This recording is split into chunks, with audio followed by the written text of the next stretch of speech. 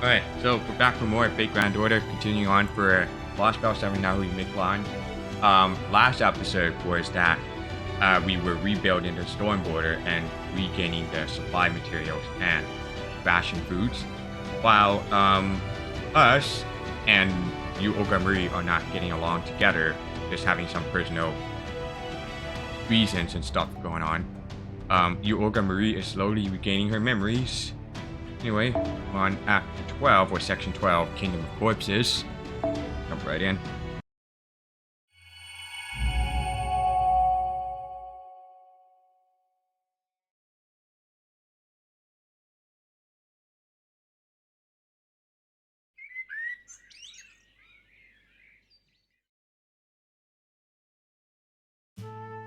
Good morning!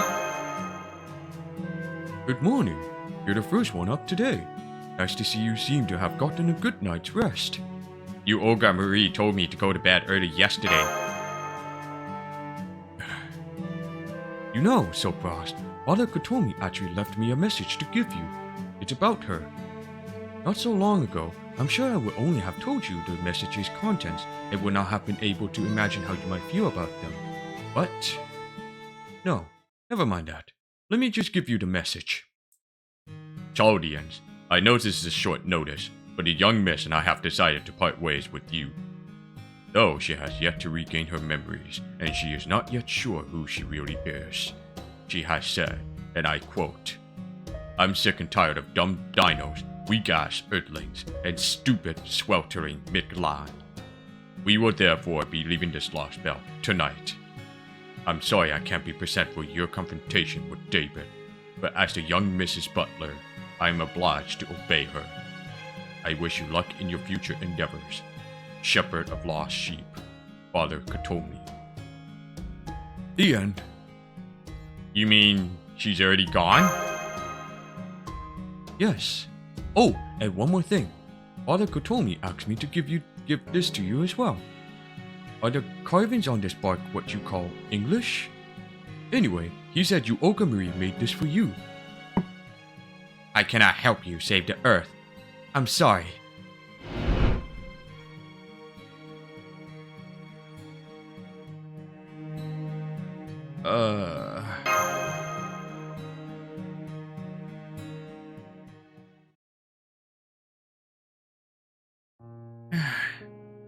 I see. So you Marie and Rasputin are gone. I actually saw that you Marie, the foreign god's signal had disappeared from our instruments. I was only able to follow it partway, but it looks like she was headed towards the surface. Well, the first stratum. Well, she didn't attack us, so that suggests she still hasn't regained her memories. She may not have liked me much, but it felt more like she saw me as a rival than an actual enemy. If anything, it seemed like she was fond of us, especially Soprast and Mash. But she still left without saying goodbye. That must mean... was she offended by how wishy-washy we were about including her? I know what that's like. Hell, I don't know what it's like to not feel that way. Every time I joined a club in university, I always felt like I was the only one who didn't belong. It's hard. It feels like lying on a bed of nails. And above all, my fierce pride simply couldn't take it. I bet it was Rasputin's idea. I mean, I know I told him they should leave. But seeing Soprast and Mash's responses is making me wonder if I was wrong.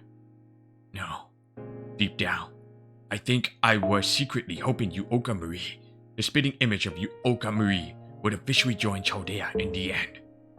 I'm going to miss her too.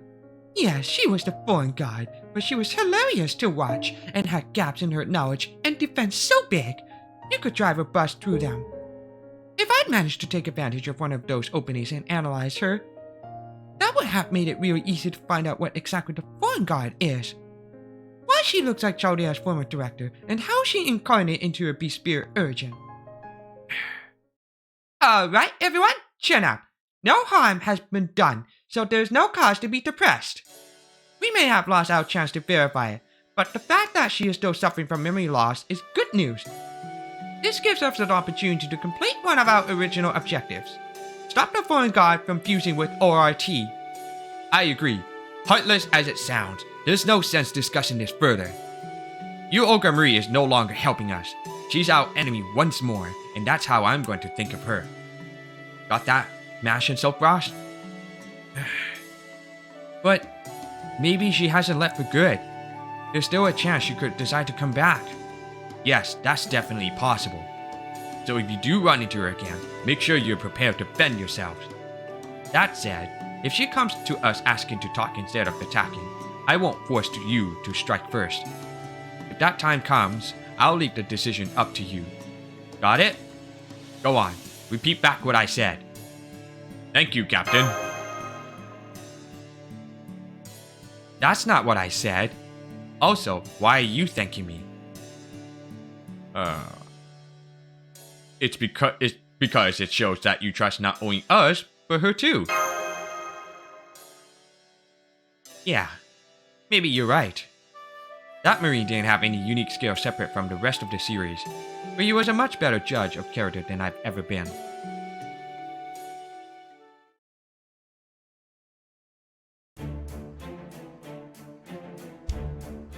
Alright, it took us a lot longer than I expected, but it's finally time to start our staff briefing. First, I want to reconfirm our mission objectives. The primary one, as we just mentioned, was to neutralize the foreign guard and stop her from fusing with ORT. Our secondary objective was to excise the South American Lostbelt and to capture the last cryptor, Daybit. Obviously, things have changed since then. There's been no shortage of surprises in Lostbelt. And now, we need to rethink how we handle those two objectives. For one, now that the foreign guard is suffering from memory loss, she is not even thinking about fusing with ORT. Meanwhile, Daybit the Cryptor and his servant, Polka, are now trying to use ORT for their own ends. If what you saw in Mexico City was, in fact, a vision of the near future, then we must begin by considering how we can prevent it from coming to pass. Right you are. Unfortunately, the Ortonox contained no video footage of the collapse of Mictlan and Earth that Soapfrost reported it. Not because it didn't record for that span of time, you see, but because that footage, and only that footage, was lost. We therefore have no choice but to take our field operative's word for it. Still, I have to ask, are you sure the whole Earth was really falling apart? It wasn't an illusion, or a forced perspective, or something along those lines? I'm sure. I can't believe it. Oh, I'm not talking about your testimony. I'm talking about David's absolutely insane plan. Isn't he working the foreign guard? And doesn't the foreign guard want to rule Earth? So how can she possibly rule their planet if it no longer exists? Ponyanskaya, do you have any idea what he's thinking? The fact is, you didn't used to be on the crypto side, so you must know more than anyone else here. Afraid I haven't the slightest clue, and I'm not alone there. Daybit was always enigmatic, even to the other cryptors and the foreign guard's disciples. Before the foreign guard appeared here as Yuoga Mui, she was only focused on Lord Kristaria. She had less than no interest in the other cryptors. Now that I think about it though, she did kind of seem like she was deliberately ignoring Daybit. Well, more that she chose to leave him out of her plans. She never so much as gave him an order. Never even said she didn't care what he did. That's not how you treat a subordinate. If anything, yes, she was treating him like an equal, or possibly a superior. The foreign guard and I signed a mutual non-aggression pact, which let me do whatever I wanted. But the foreign guard never had any authority over Lord Daybit. Maybe Lord Daybit was never even a crypto to begin with. Never a cryptor to begin with? Does that mean he was never really on Kristarius' side? I see. Now I understand what that file of Wodimes I saw in Olympus was talking about. Kyrillite, Daybit was a member of Team A. That's not in question. That said, he was never in the same position as us. He didn't owe the foreign god anything. For that matter, the rest of us had never even heard the word cryptor until we were brought back to life. Me, Opelia, Akuta, Farewell. None of us had heard it before, but it looked like Daybit was already familiar with it. At the time, I thought that name was like a blood oath sealing our vow to revolt against humanity. But I was wrong. It was actually the boy god who told Kustaria that we were to be called Cryptors. So calling you Cryptors was not Woldheim's idea after all. Then what are the requirements for being one? Do you just need to be a member of Team A? I'm not totally sure, but like I said, the rest of us only learned the name Cryptor when the foreign god resurrected us. What's more, there was a price we had to pay if we were going to be resurrected. Resolve the incineration of humanity. While we were in our coffins, the foreign god promised to resurrect us. If we could prove we had the same power to resolve the incineration of humanity incident that Sopros and Mash did. But that was impossible. Me, Opelia, and everyone else on Team A were all dead in our coffins. It was hopeless. We couldn't even have made it through the first singularity like that. So, Woldheim did it for us. He resolved the incineration of humanity incident all by himself several times over, so that we wouldn't have to. He never said anything about it, never threw it in our faces. He just made sure we all had the same opportunities he did.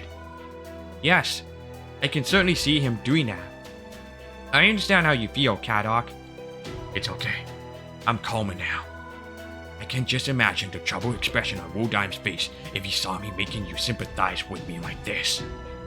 Anyway, my point is, I never found any mention of David's resurrection. I'm just guessing here, but I think David somehow managed to resurrect himself.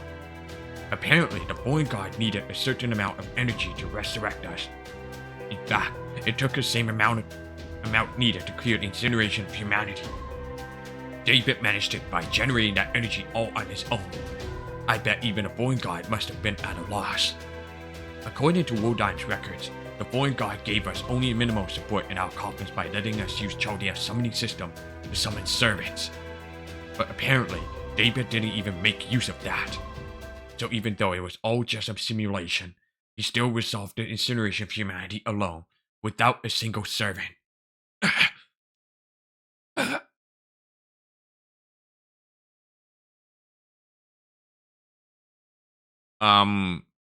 So he made it all the way from the first singularity to the final one? Entirely on his own? What the hell? What is he? Some kind of super master or something? Was he being a jerk? Or just showing off? Did he just feel compelled to prove he's a better master than Sopros by resolving incineration of humanity without a single servant's help? It wasn't like that. Again, I'm quoting from Woldheim's records. David Semvoid was omitted because his way of thinking and living never belonged with humanity in the first place. I see. Then he would have had no choice but to satisfy this condition on his own. Because he... Yeah, he's not part of humankind. And since he isn't on humanity's side, he couldn't summon a servant even if he wanted to.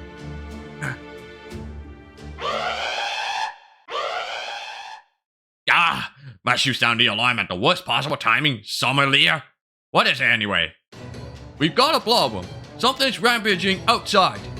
Even the dinos are all fleeing in terror. Maybe we should suspend the briefing for now and see what's up. Got it. Delfrost? Mash. We're on it. Right, Habitra, can you help us? Sure thing. It's probably just some carnivorous insect on Ozolome anyway. I'll have this wrapped up in no time.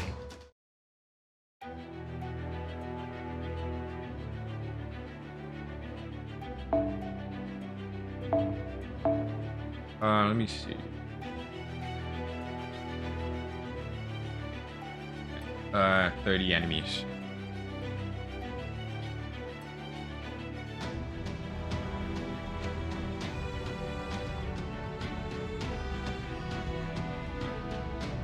Guess I would go with that. This. That. Castoria. Time.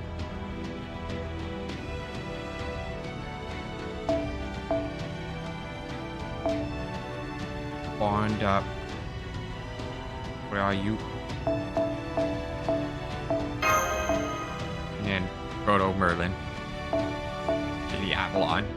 And then change this mystic code into that, since I haven't touched it for so while.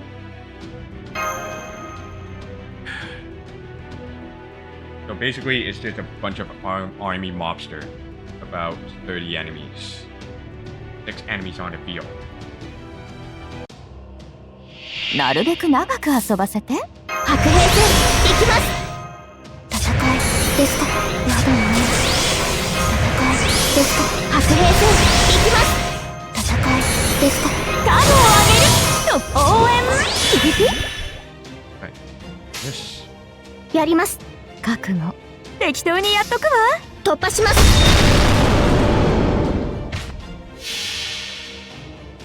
夏が来たりてかぎろい揺れて、雨が来たりて命が騒ぐ、息吹の御霊、八脈怒涛。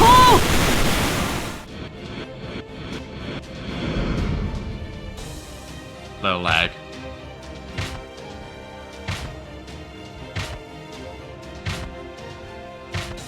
尻尾バーン。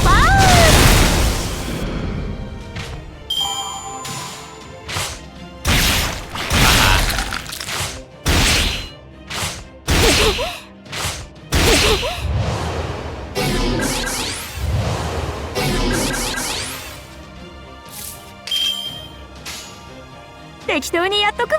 へえ、悪いんだ。そうか、そうか。ザバーン。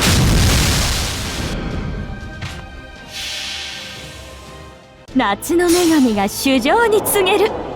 踊りなさいな、騒ぎなさいな。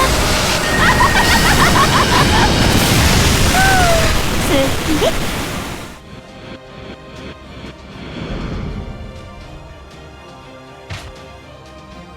Moving corpses. Alright. 尻尾バーン。ブルーファイヤー。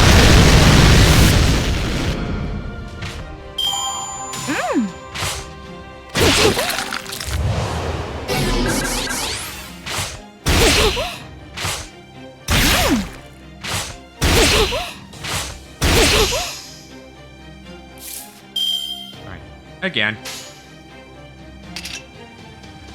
そうなの？へえ、悪いんだ。適当にやっとくわ。ザバーン。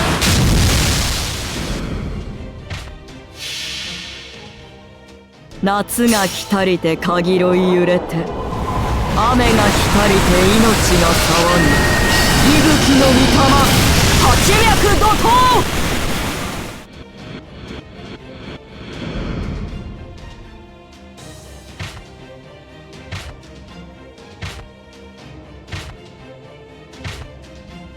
ACA. おいでませ。What? Here you are.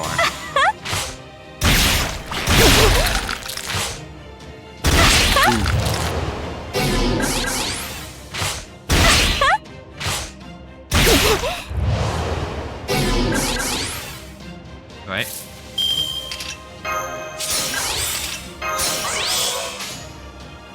ちゃんと見ててね。適当にやっ。そうか、そうか。夏が来たりてかぎろい揺れて、雨が来たりて命が騒ぐ、息吹の御霊、八脈怒涛。 Oh, barely there. あらあらあらら、とろけてしまう。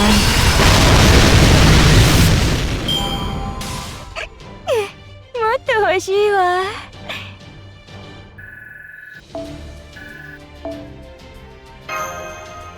Next.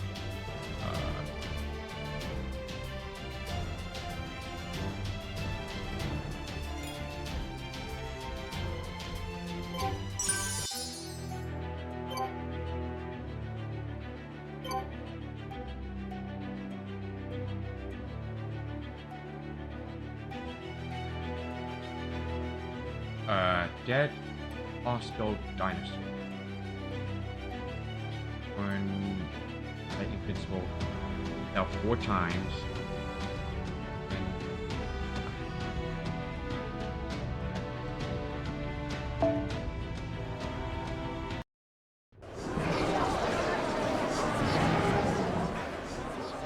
Camisards! It's Camisards! It's the bat! The shadow of death is here! He didn't even wait for it to get dark! Run! Run for your lives! Run before he sucks your blood and turns you into a living corpse! More enemies approaching from the jungle. There's still more coming, Master. Those footsteps are shaking the ground. Must be mindless dinos. Be careful, everyone. No president and no Kukulkan right now, so we'll need a servant to break through its defenses. Or a Mr. Code, if you got one that can do the trick. We'll see about that.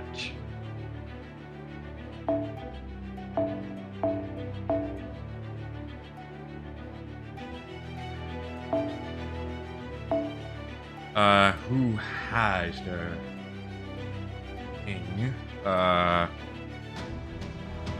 Ignore invincible.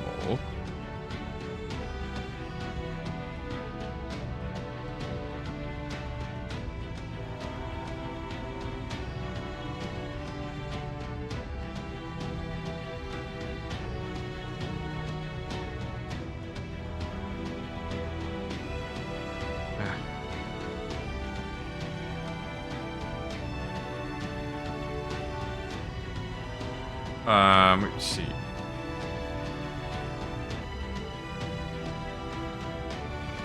I guess I'll just have to. No.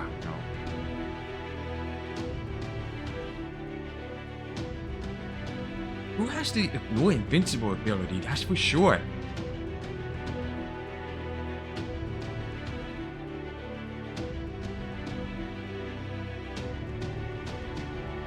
I might as well just use this one.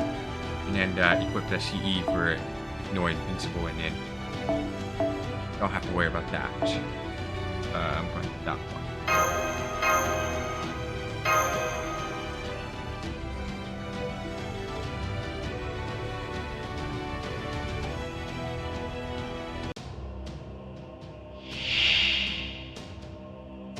Minna, ついてきて。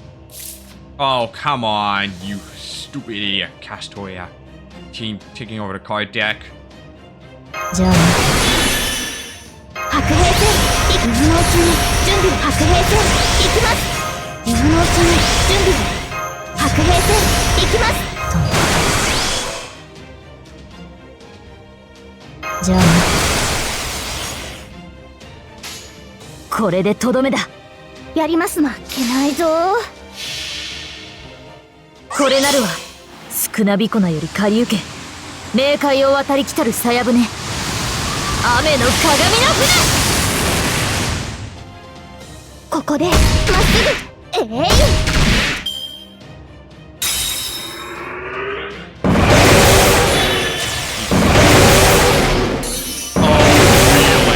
You fucker. Blood sucking. やだねもちろんやってみる本当にここでまっすぐここは痛いから重たいの行くよ Stop it.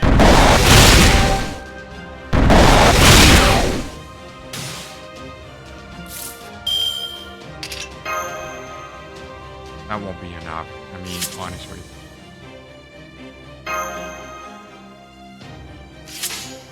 何のためにやってみる OK それはいつか来る兆しの星誰に呼ばれるまでもなくあなたは星をかざすでしょうアラウンドカリバーンふっエルケンハルバード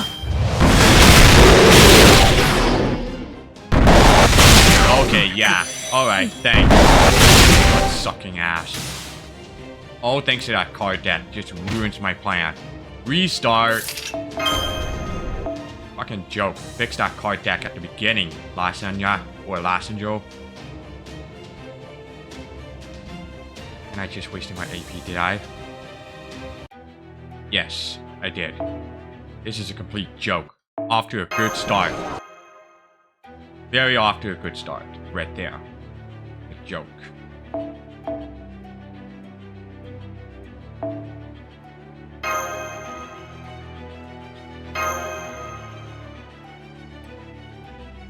Don't give me a shit of the card deck seeing this full team of Castoria or support taking over than the main DPS. サーバント殺さなきゃ。 Fair enough. 10だ。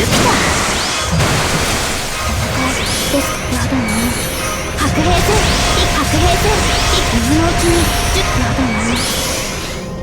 手加減しないからやってみる。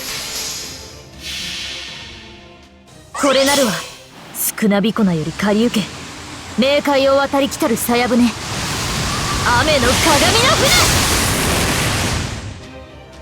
ここでまっすぐ魔王の指先。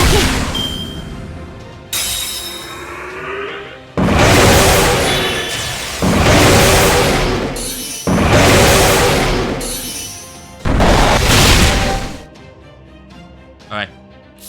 じゃあね。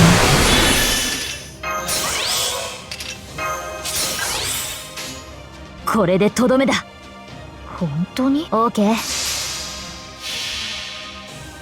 これなるは少なびこなより借り受け冥界を渡り来たるさや舟雨の鏡の船。ふっ重たいのいくよ。レッツホッテス。 Got you, man. はあ、鐘の音が聞こえる。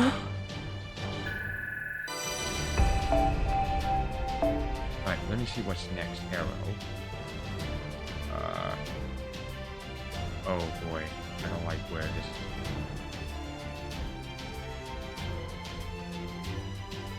Alright.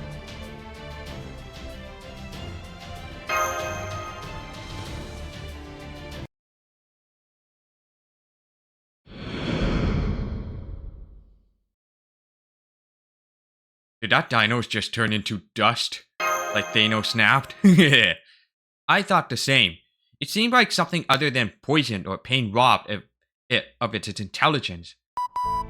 I never thought we would run into monsters like that in the Lostbelt. I will be brief. You just fought a vampire. That dinos must have been attacked by a blood-sucking monster, then became one itself. As for the animated corpse you fought prior to that one, they must have been lesser familiars and ghouls. Such monsters are created by imbibing the blood of the undead, which causes them to instinctually seek more blood even after death. They are a type of enemy we have not seen previously. They are also a foreign enemy which would normally not be our problem. So now, as if David Semvoid and Tezcatlipoca were not bad enough, it seems we must also address another new threat to Chaldea. It's not new at all, it's Camazots! The dinos even said so! Camazots, as in one of the major dark gods of Xibalba described in the Popol Vuh text in Mayan mythology? Now that you mention it, I remember seeing details about someone by that name in Sophost's report as well. Are you sure that it is him? Are you certain you were not mistaken? Or that you misheard perhaps? According to the Popol Vuh, Camazots was a monster who cut off people's head to drink their blood, but it says nothing about him being able to control the dead. Oh, this is bad. This is very, very bad, Scion and Da Vinci. For dinos, Camazots is even more frightening than the Knight. Whenever he shows up, all the dinos hide away in their homes. And that means they won't be able to help repair the border, so it'll take us way longer to finish fixing it. Well, I suppose our original plan was to fix it ourselves, so we haven't really lost anything in that sense, but never mind repairs for now. Isn't Chichen Itza in trouble? Yes, it is. We're in Chichen Itza territory right now, and there's no telling when those monsters might head for the city. Then we have no choice but to defeat Camazots. Besides, he's the one who's been using Master's command spells without his permission. I knew we would have to face him eventually, so if that time is now, I have no objections. So he's the one with the command spells? Alright, I don't blame you for being upset, Mash. Also, I'm surprised you already knew Camazots, Tapu. I thought you were meeting him for the first time back in the first underworld along with the rest of us.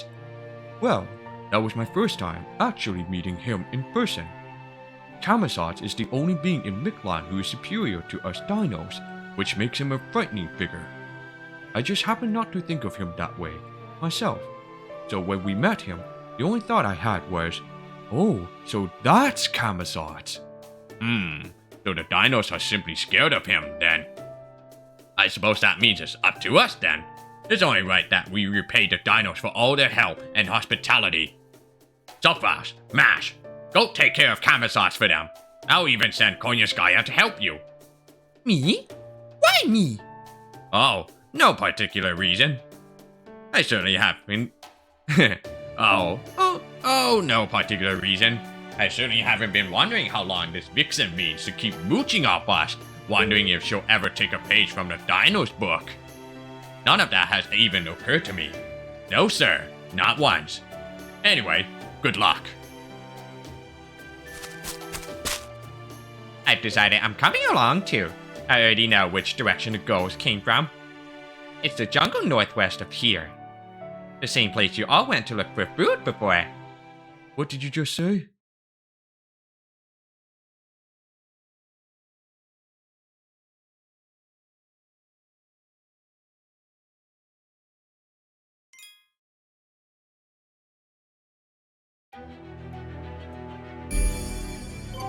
Khan ruins, okay.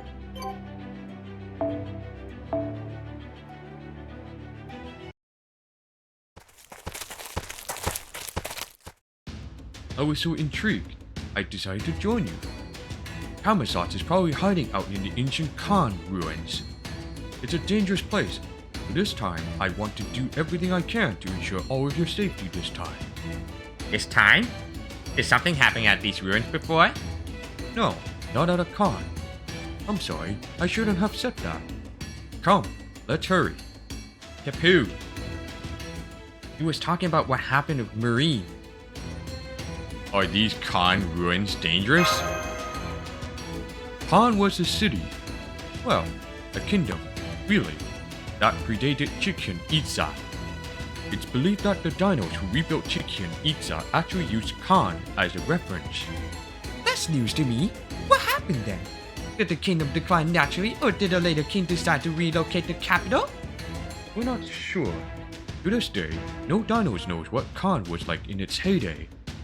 We don't know what life was like for the dinos who lived there, or why Khan ultimately disappeared. This was a long, long time ago, you understand? The only knowledge the priest passed down was knowledge acquired after Chichen Itza was completed. That being said, some dinos do believe Khan's downfall had something to do with the Fourth Annihilation. Fourth Annihilation? I already told Father who told me this, but according to Kukulkan, Mictlan's son once went into a hibernation of sorts. Consequently, Mictlan experienced a night which lasted for a very, very long time. In turn, the dinos had no choice but to follow the sun's lead, close their eyes, and enter a deep slumber. In your terms, this sleep lasted about 100,000 years. When the sun returned, less than 10% of the dinos who had gone to sleep were able to reawaken. 100,000 years? And only 10% of you came back? There's no way you could have repopulated your species with so few. Oh, wait. Now I think about it, humans experienced a similar miracle. 70,000 years ago, back when modern humankind only existed in West Africa, there was a freak weather event that reduced the population down to only 2,000 people. They survived the crisis, though, and eventually spread out to other continents, eventually growing their numbers to 7 billion alive today. Although, the way Tapu put it, it sounds like the dinos are able to cryopreserve. Okay. Although, the way Tapu put it, it sounds like the dinos are able to cryopreserve themselves. Preserve themselves? Are able to cryopreserve themselves? Maybe they have something similar to cryobiosis, the ability that lets Maybe they have something similar to Okay. Maybe they have something similar to cryptobiosis, the ability that lets tardigrades survive even in outer space? That clinches it. The dinos are clearly a new type of prime species. One that was purposefully designed with the talent for genetic manipulation that never existed in proper human history. It's not much farther to the Khan ruins now. Please, watch your step, everyone. There are many fences to trip on there.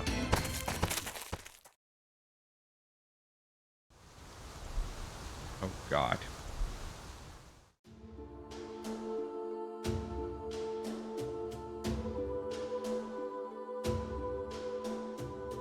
Yeah, those are definitely ruins, but there's something about them. Right, something feels off about them. Onyanskaya, is something wrong? Something wrong? I was just thought I was just taking a little trip down memory lane, that's all. More importantly, look up. Don't you recognize those flapping sounds and that creepy laugh?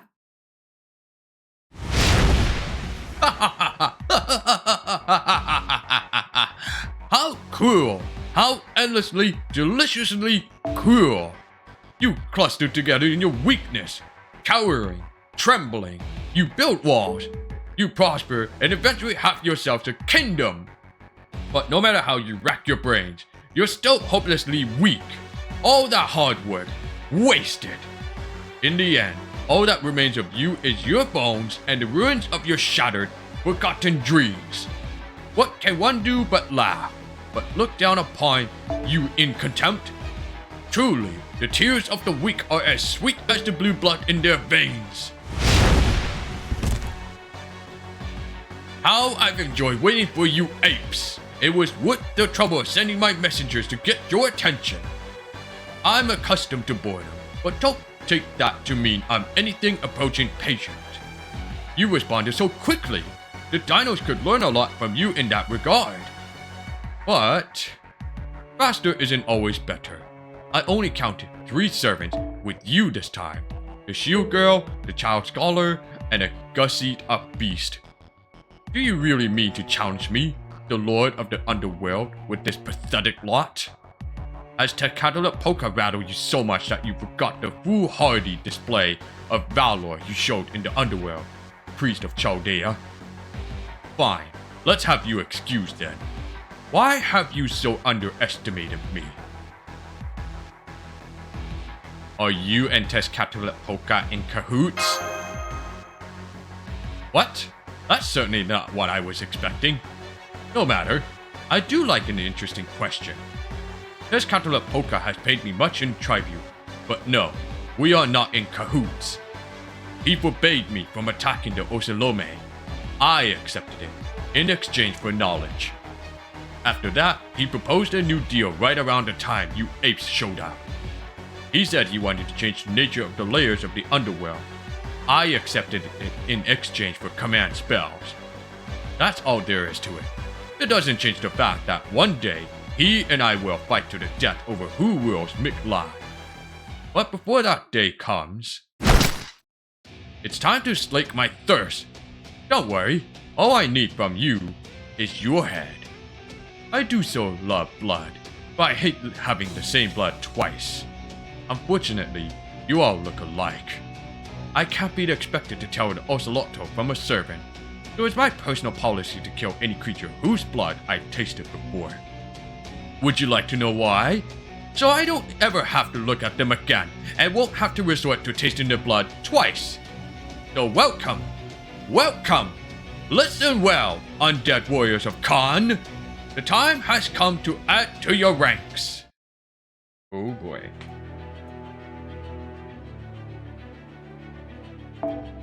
Right.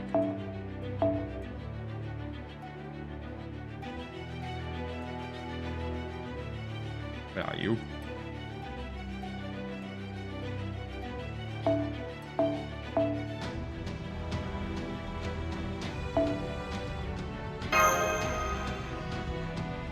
I got it.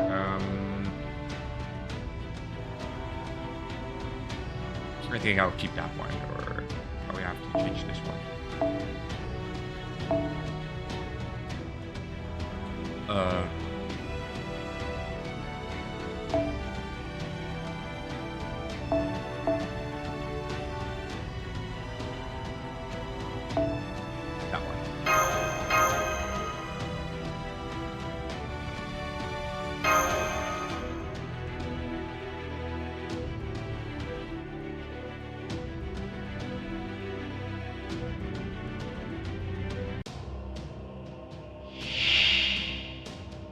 喉の渇きを癒す時だ。なに、首だけ残っていればいい。ここでお前たちを歓迎しよう。不死なるカーンの戦士よ、その同胞を増やす時だ。I can see the battle shows that it's an infinite number, so this is probably like endless fight. 今のうちに準備白兵戦行きま今のうちに準備を戦いですか。そうだね、白兵戦行きます応援ちゃんと見ててね。もちろん。へえ、そう。夏の女神が衆生に告げる。踊りなさいな、騒ぎなさいな。すっきり。 Great point. えい Such a 尻尾バーン。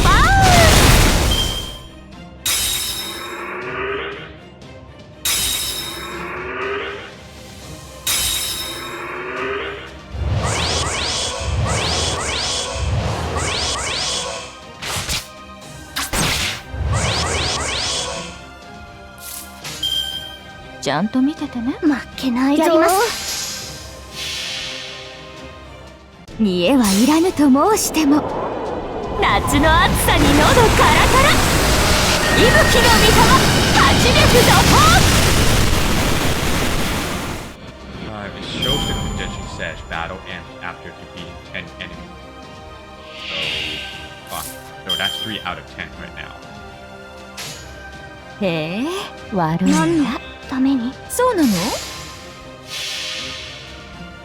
夏の女神が衆生に告げる。踊りなさいな、騒ぎなさいな。すっきり。あれはいつか見た終わりの星。どれほど遠く汚れても私は星を探すのです。さあ幕を開けてアラウンドカリバーン。尻尾バーン。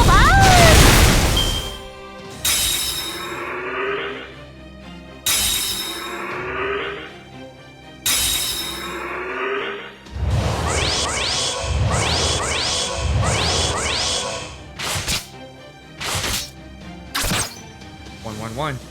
Okay. へえ、もちろん。へえ、そう。夏の女神が衆生に告げる。踊りなさいな、騒ぎなさいな。すっきり。Right, 6 out of 10.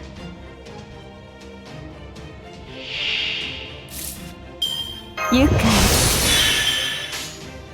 そうか。へえ、そう。もちろん。ザバーン。デメちゃん。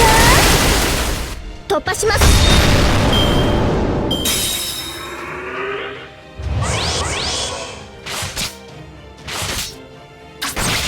Okay. 白兵戦行きま愉快。覚悟。運命ですか。へえ、そう。夏の女神が衆生に告げる。踊りなさいな、騒ぎなさいな。すっきり。あれはいつか見た終わりの星。どれほど遠く汚れても私は星を探すのです。さあ幕を開けてアラウンドカリバーン。尻尾バーン。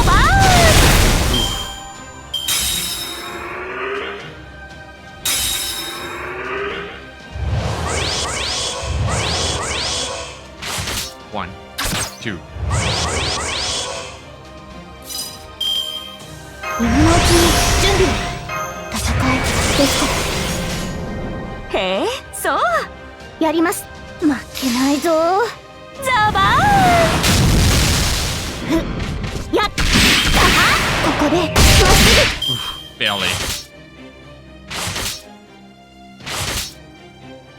That's barely. へえ、もちろん。そう。あら、あらあらあ That one is 9 out of 10. So one more enemy to defeat and this battle is over. 今のうちに準備をしてはどうもね。へえ、運命悪いんだ。ですか。へえ、そう。夏の女神が主情に告げる。踊りなさいな、騒ぎなさいな。すっきり。それはいつか来る兆しの星。誰に呼ばれるまでもなく、あなたは星をかざすでしょう。アラウンドカリバーン。尻尾バーン。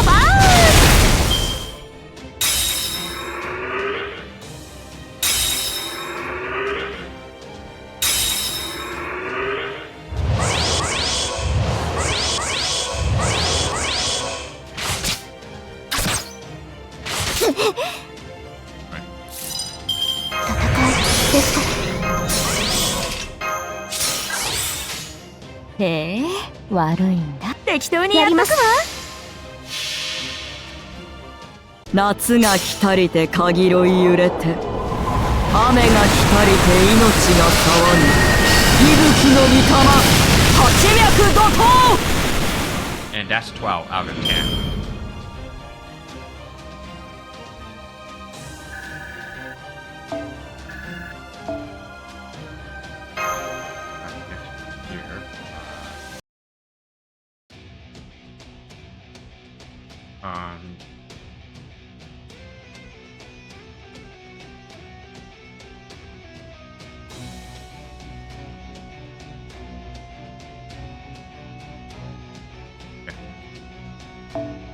Truly spectacular fighting, servants. Reminds me of the good old Dark Ages. I never thought the billion souls and gallons of blood I consumed would one day be the driving force for all these skeletons. We can't beat him like this. We can't even get near Kamazat with all these skeletons around. Do you have a shot, Konyanskaya? I'm afraid not. This crowd of skeletons is doing a wonderful job of making obstruction of themselves. Unfortunate for us, this is the perfect place for a necromancer. By my count, there are no fewer than 100,000 corpses buried here. Let's go. We can't find him here. That's right. I don't need the underworld to summon the dead. And it looks like you apes can't see the blood threads I'm using to bind souls to the skeletons. Damn it! Guy looks like an idiot, but he's really good at this. He's got us boxed in. We don't have a way out. I can force my way past them and into the jungle, but I won't get more than a few meters. I don't think retreat is an option right now, Master. We'll just have to push through, right to a Kamazat. I'm afraid that's not a good idea. The moment Mash gets close to him, he'll retreat back up to the sky, and the skeletons will completely swarm her. We need a decoy, someone big and tough who won't get hurt in all this. Obviously, it has to be me. Alright everyone, I'll see you later. I should be able to hold out as long as the sun is here, but I would very much appreciate if you came to rescue me as soon as you can. Huh? Tapu?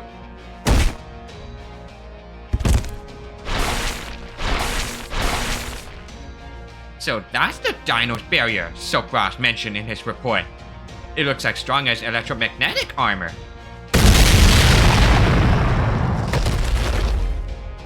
There! I fired a volley of my prized napalm rockets. We now have a clear path into the jungle. It won't last long though, so I suggest anyone who wants to live gets moving, and quickly. Senpai. Hang in there, Tapu. I promise we'll come back for you.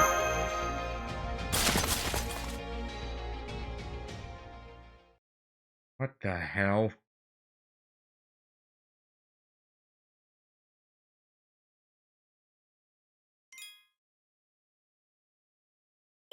Right, here's the plan.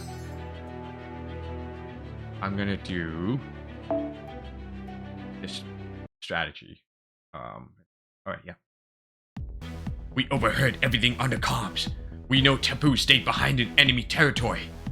I wish we could combat the enemy's numbers with our own, but... We'll help save Master Taboo. We've got to. But we can't handle Kamazat. He's just too scary. I know we shouldn't be afraid, but I just can't stop shaking. Oh boy, get a hold of yourself, soccer raptors. We're not going to demand that non-combatants put themselves in danger. We just need your speed. Run to the temple as fast as you can and fetch Kukulkan. She's ridiculously strong. She should have no trouble handling hundreds. No, thousands of enemies. Our seven bros are already doing just that. But he screeched that he can't find Lady Kukulkan anywhere. Damn it. She just does whatever the hell she feels like, doesn't she? I suppose this is it then. Onyanskaya can't do much against skeletons, since they don't decide anything. And with Captain unable to leave the border right now. Does this mean it's time for Kadok with his anti-beast magecraft and combat focus, so accustomed to fighting on the front lines? Scion, an expert alchemist and elite member of the Atlas Institute whose plans always go according to her calculations. Myself, an intellectual mage and expert commander who issues orders left and right from HQ. And Munier, who can probably also do something useful. To join Sopras in battle? I am not really a combatant, you know. I cannot use threats or pull off combos or anything like that. I overheard the whole thing. I overheard the whole thing! It seems my time has come! Oh wait, that's Nitocris. I overheard the whole thing. It seems my time has come. Oh, I know that voice. No one can match me in the art of necromancy. That Kamazot's even using zombies and skeletons shows just how much he has to learn. If this demon claims to be a skilled summoner, I will show him the true might of Egyptian technique.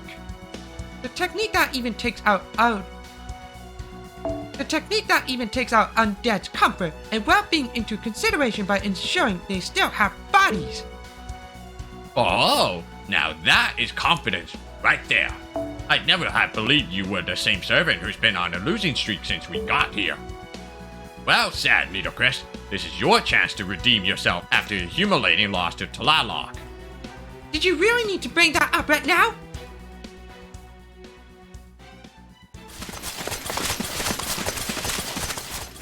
Yes, I can hear them. The voices of the dead. With so many here, even an experienced necromancer could embed them in vessels. He could call out to 100 dead, and he will only capture one. I doubt he cares who he gets as long as they can fight.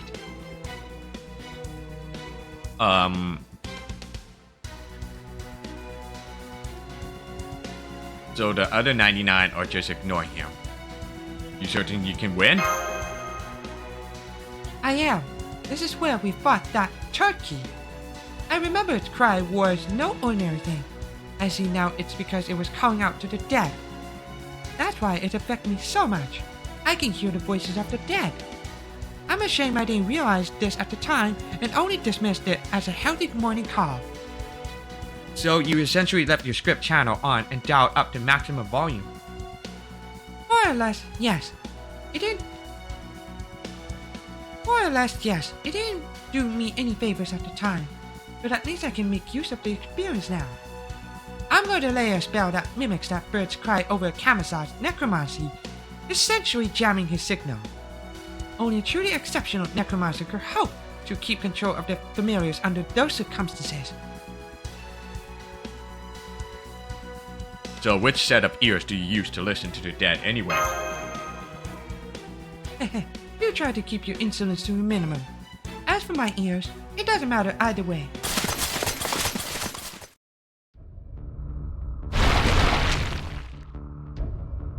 We're here. These are the Khan ruins. Now, where's Tapu? Ouch! These Khan soldiers are hurting me. Looks like he's tired, but still hanging there. Phew! We're not too late. So, you returned, Chaldean boy. Good. Striking like that really gets your blood pumping. So, what did you bring this time? A storm? A fire? A disease? It doesn't matter. The Khan warriors are indestructible. You can never defeat them with the kind of violence you used on the living. Huh? Eh? Hmm? I don't know what's going on, but this would seem to be our chance. I'll open my underworld mirror and cleanse the spirits that fill this land.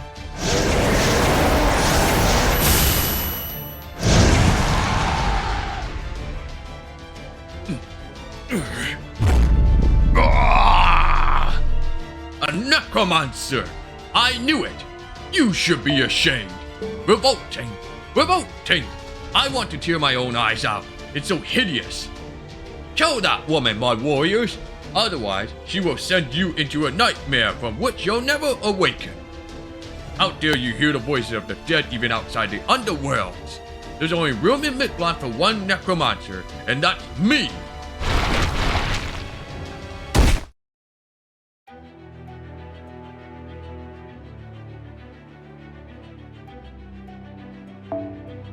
Fucking starting mash. And then I have to use Nitocris.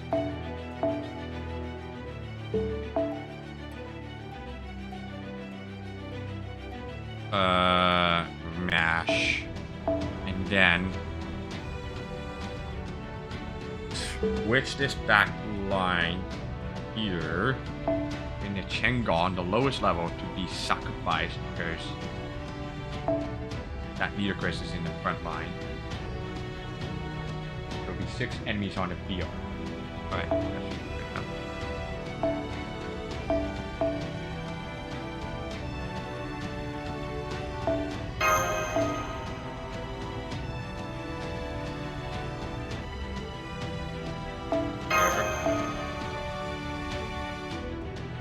Yeah, I probably have to change the Mystic code because that fucking parent reason.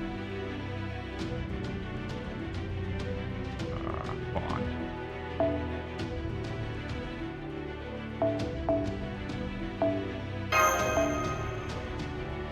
Right, bring on in, where are you?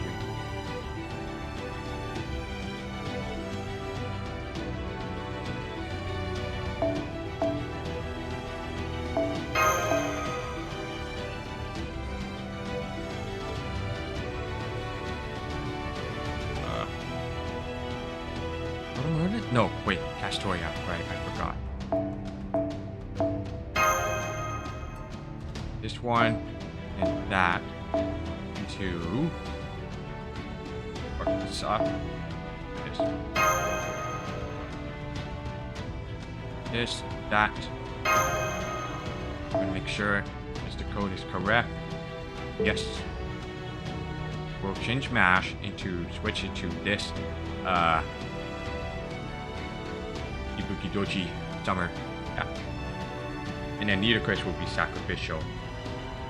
Well, Chengon will use her sacrifice, and then Chengon will be targetable on the last wave. Out of 3 to 3. It's all cool.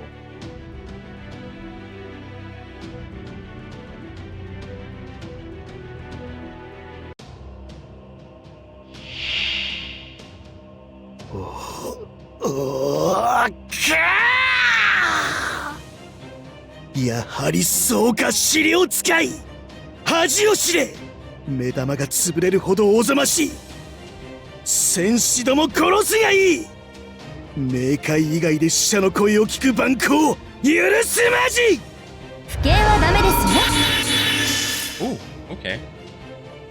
ホルスよ Oh, wait. Back in line.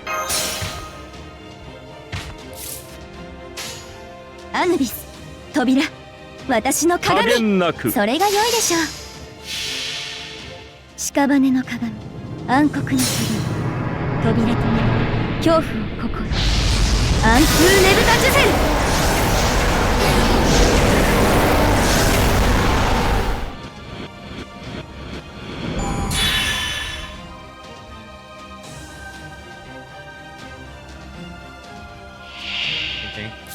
不敬はダメですよ単純いけませんねアヌビス扉私の鏡。そうか。呵責なく。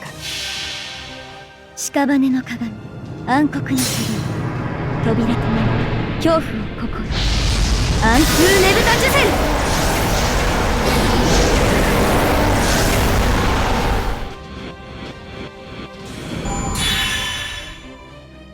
Sorry, Nita Chris. But Ibuki Dochi is on the way. 自爆しかありますまい。いいお酒。Oh man, that would have been better if that card deck wasn't really screwed me over. 敵将討ち取ったり。敵と。そうか、そうか。この辺りが頃合いですか。まさかの企画一陣。不法の決断です。わかりますね。ホルスよ。今尻尾バーン。あらあらあら。なんの Stop using it. 火力が Just kill him already.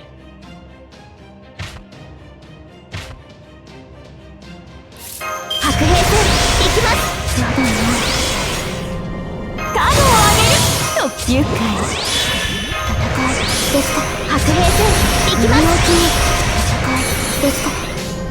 ちゃんと見ててね。そうなの？夏が来たりてかぎろい揺れて、雨が来たりて命が騒ぐ。息吹の御霊、八脈怒涛。ザバーン。あらあらあらら。ブルーファイヤー。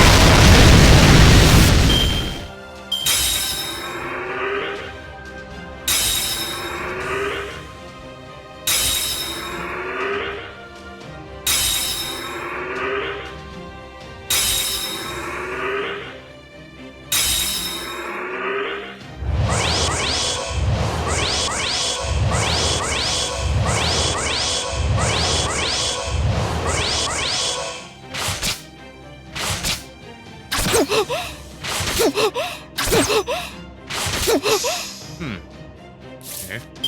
Well, that's a waste. Bye, everyone. 覚悟。いい。そうか。そうなの？夏が来たりてかぎろい揺れて、雨が来たりて命が騒ぐ。息吹の御霊、八脈怒涛。ありがとうございます。皆さんのおかげです。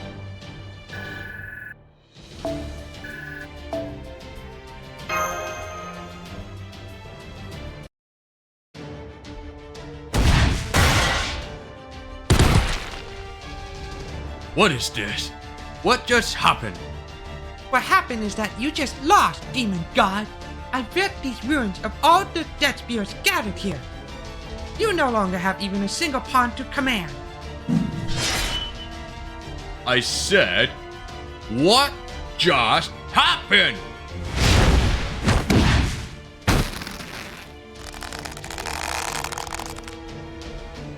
Ooh. Nitocris! One move, and I'll split her from head to toe with my scythe.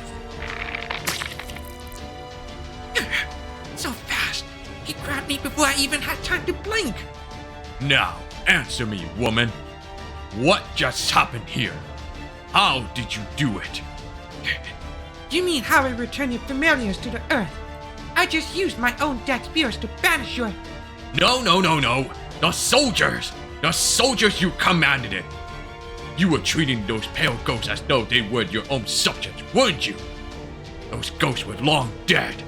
Any dreams they had vanished along with their souls. And you are going to tell me... what? That you remember each of their names? What? Answer me! Do you actually bother remembering them all? Do you really recall those dead people's names and deeds every single time you call upon them? Of course I do. Those ghosts were all once loyal subjects of the Pharaoh. Even if they are no longer with us, I still honor their names and deeds. A pharaoh who reigned as briefly as I did is only able to exist as a heroic spirit because I share the plan. I share the pain. Gah! Gah! Gah! Disgusting! Utterly disgusting! Gah! I want to tear my own skin off! I can't take it! I can't take it any longer! This is the worst day ever! Ruined by the worst woman ever! What even are those ridiculous rabbit ears? They make every hair on my body stand on end! I'm going to Yayayu Kui for a healing bath. Last spring, the source of night should at least rid me of these awful chills.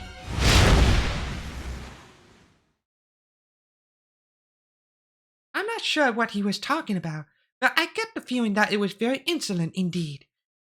Anyway, I didn't manage to land a hit on him, but does this mean we've driven him away? I'd say this counts as a victory.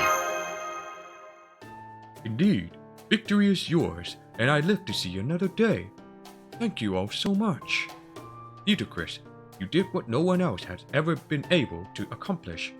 You defeated Camisards and drove him off. I have no doubt there's going to be a grand festival in Chichen Itza tonight. You should return there with your head held high. I see. A festival, huh? Wait, what?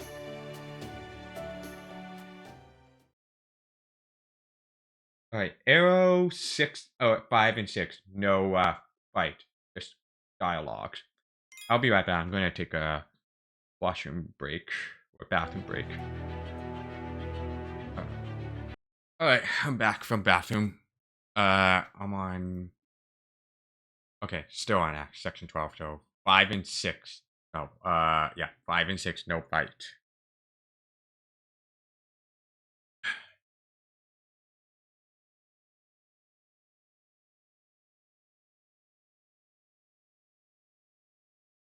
Oops, I forgot to turn on the deck. There was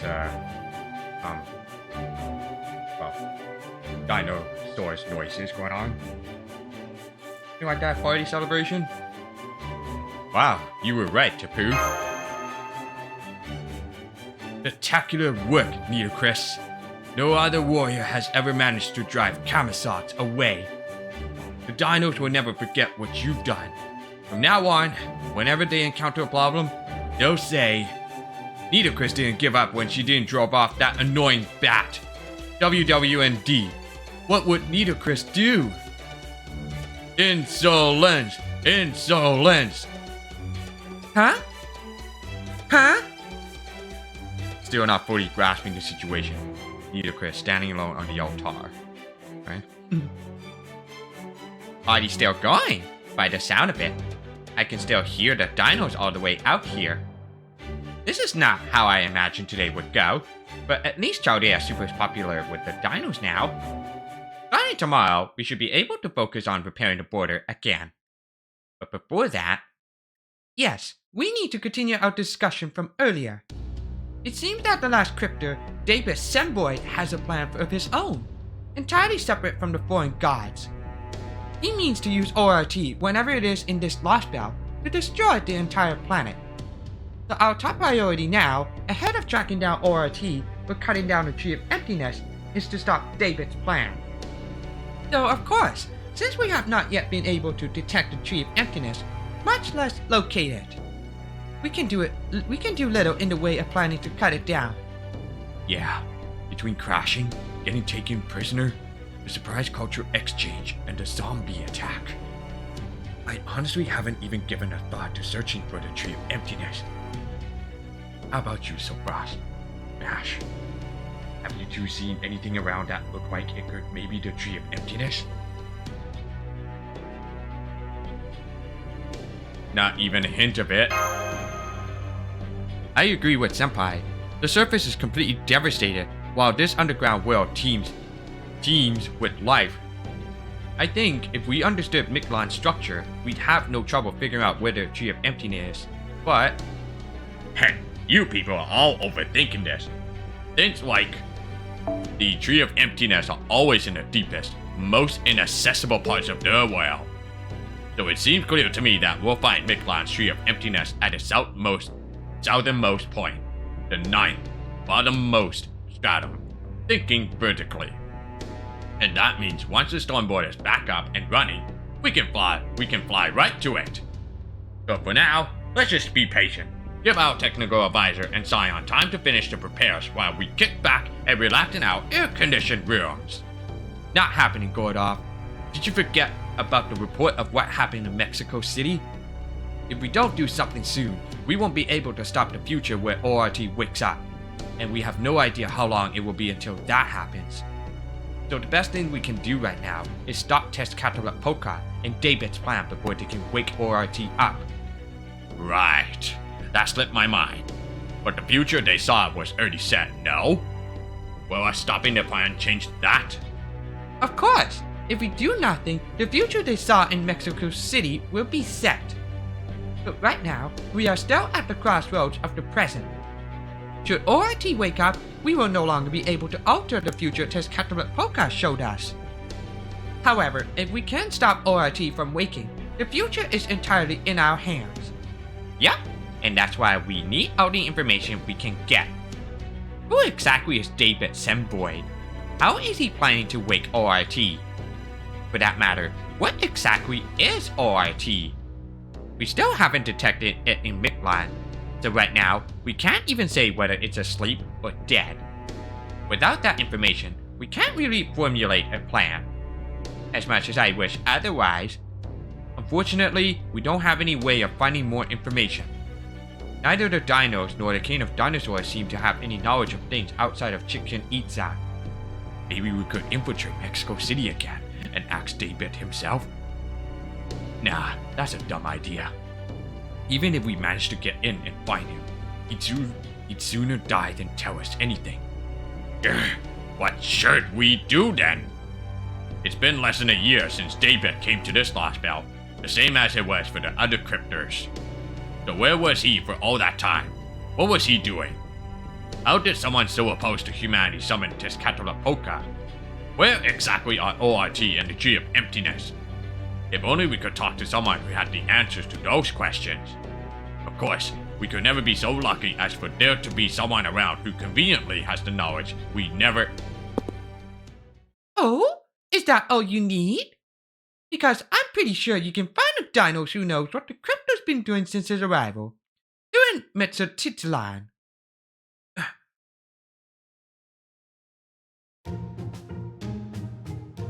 Kukulkan, when did you get here? Oh, sorry. The dinos have been pestering me for more of your stories. So I came here to fetch Silkross and Mash. But your conversation was so interesting, I just couldn't help but listen in. Yes! I see. Sorry we didn't notice you. So, what is this Mictlan place? In our world's Aztec mythology, it is part of the name of the first of the 13 heavens, the bottommost domain where the moon moved. Nahui Katol Metsutili. So, from what you're saying, I gather it's some kind of moon-like facility overlooking all of Mictlan? That's right. Unlike the bastard in the sunglasses, I don't know much about the future, or casualty, or any other complicated topics. But I do still want to help you, so I decided to skip the council meeting in Mictlan and come here to talk. If you don't know the answer to a question, ask someone who does, and there's a very knowledgeable dino who's good at answering questions in Mictlan Observatory, yes! So there is someone up there with an even greater knowledge of Mictlan than you. So that is, who in the world is this person? Are they part of the teachings of the sun, like you? Good question. The circumstances of our births are pretty similar. If you think of me as Mictlan's new son, she's Mictlan's new land. She can never leave the place where she was born. And that place is the last destination humankind can reach on their own power. The observatory that was built in the 7th stratum. It's known as Mictlan, the terminal observatory, and is the home of Princess Tweak, the stargazer known as Archetype, Earth. She is a duplicate of the planet Sol, She has existed ever since Mictlan first came into being.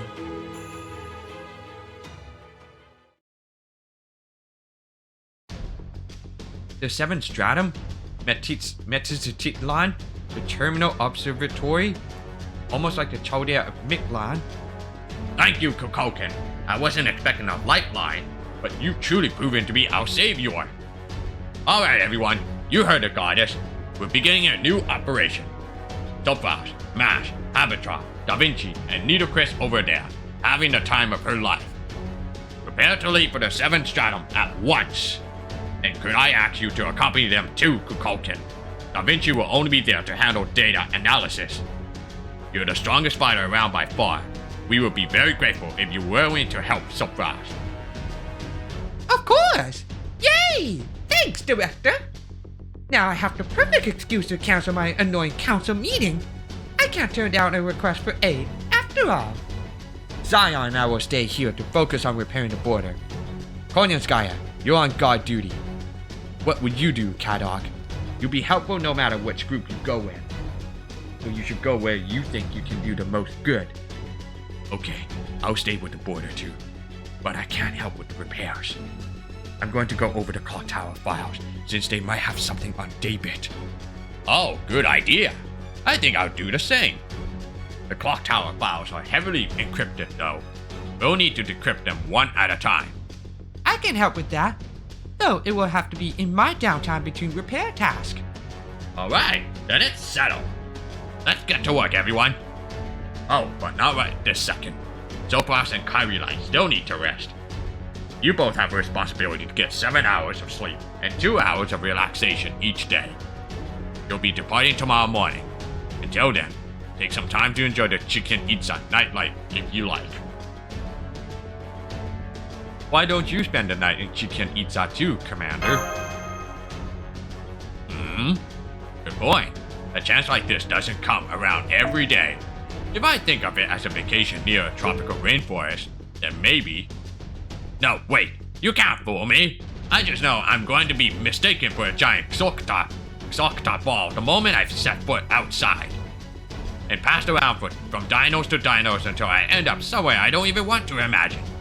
But first, we should probably rescue Nita Chris from the shrine. And since the dinos want to hear more Lostbelt stories, we can kill 2 birds with 1 stone. We've got a long journey ahead of us starting tomorrow, so this might be your last chance to talk to them.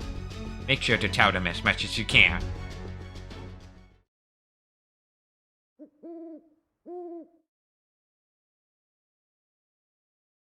And that's the story of the Chinese Lostbelt. Wow, a world of all vassals and just 1 human? Man, that's efficient. Really efficient.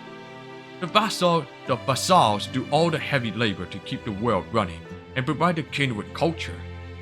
The king evaluates it all and becomes the primary figure in making further advancements. Technological development could never take a wrong turn in a world like that.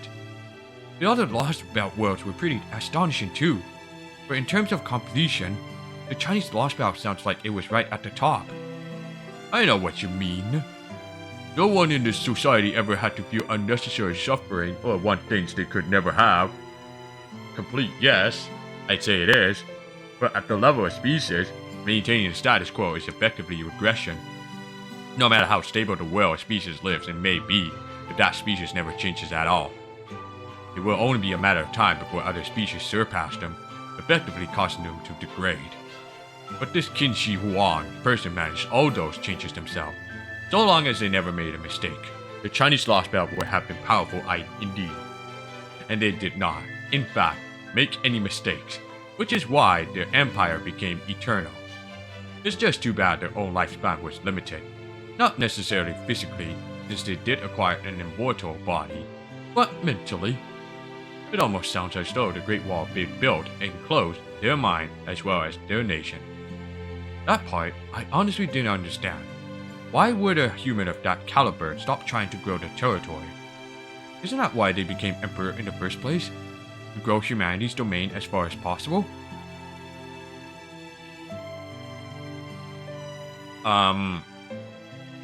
Maybe they just wanted to test how far they could evolve. I'd say it was probably a combination of space travel not seeming to be worth the cost and an interest in pursuing their own evolution. Qin Shi Huang was the ultimate human in a very real sense. Their ideology was so sophisticated. Okay. Their ideology was solipsistic, yes, but that was because they truly believed themselves to be the pinnacle of humanity. And since they were so strong in both mind and body, they probably never saw a need to compare themselves to others. It's the same ideal Kristaria tried to bring about. Qin Shi Huang loved their subjects and strove to advance the human species as much as possible. They were a perfect person, a true Zenren. But unfortunately, there was no one else in that world who could stand as Qin Shi Huang's peer, which ended up leaving them as the only human there was. So they were really hard-headed a human. That kind of sounds like Tapu. He never lets anything stop him, even when he's all alone. Wow, these other Lostbelts are amazing. We could never try to keep surviving after an extinction. And none of us care about having our species flourishes or try to evolve further. Really? But surely you guys don't want to go extinct either, right? We do try to avoid death, but that's not the same thing as trying to avoid extinction. That would require a way of looking at things which was very focused on us. Especially focused on us specifically. We live for something bigger than ourselves. That said, no dinos can put into words exactly what that bigger thing is. But you taught us that our world is a Lostbelt, a world that was meant to be pruned away. We're grateful to you for that. We're not envious of any of the other Lostbelts, or of proper human history. Because we know that our Mictlan is already a complete and perfect world. Yeah, we all love Mictlan, and we're all grateful to Lady Kukoken.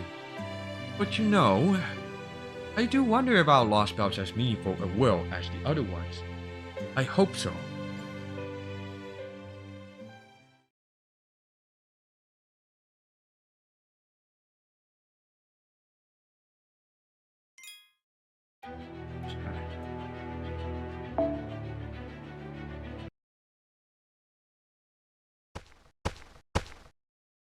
There you are, Wakchan. I've been looking for you.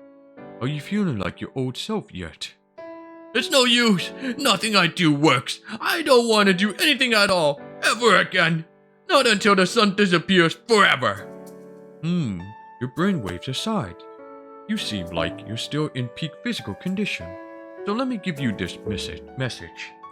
The Chaldeans will be heading to the 7th stratum at daybreak. If you would be willing to go with them as their porter, it would be a tremendous help.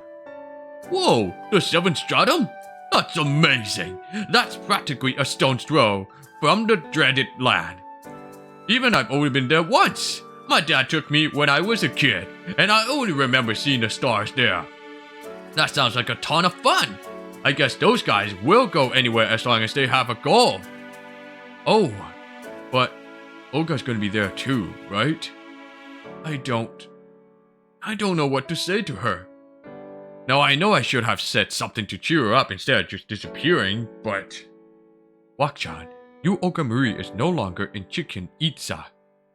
She and the Chaldeans have gone their separate ways. I doubt she'll ever return. Huh? How did that happen? I thought they were friends. Oh, what do you know, Tapu? This would seem a good time to explain. I can only guess based on information I've been able to piece together, but I believe Yu Ogamuri to be Chaldea's enemy. No, not just that. She may also be the greatest threat to the dinos as well. You've heard the stories about proper human history and the Lostbelt, yes? And you know how the world outside ours, the civilization of Earth, was erased by the bleached Earth phenomenon, right? Well, the bleached Earth phenomenon didn't just erase civilization, it also scoured every living thing from the planet. The being responsible for that is the Foreign Guard, an alien who wiped out over 7 billion humans all on her own. And Yu Ogamuri is that Foreign Guard. At least, so I believe. There are a few points I don't quite add up, so I can't be completely certain. But all that aside, whether by coincidence or miracle, we were able to speak and travel with her for a time. but that was no more than a dream bound to end sooner than later. Quite frankly, our journey with her was a mistake. You're kidding me.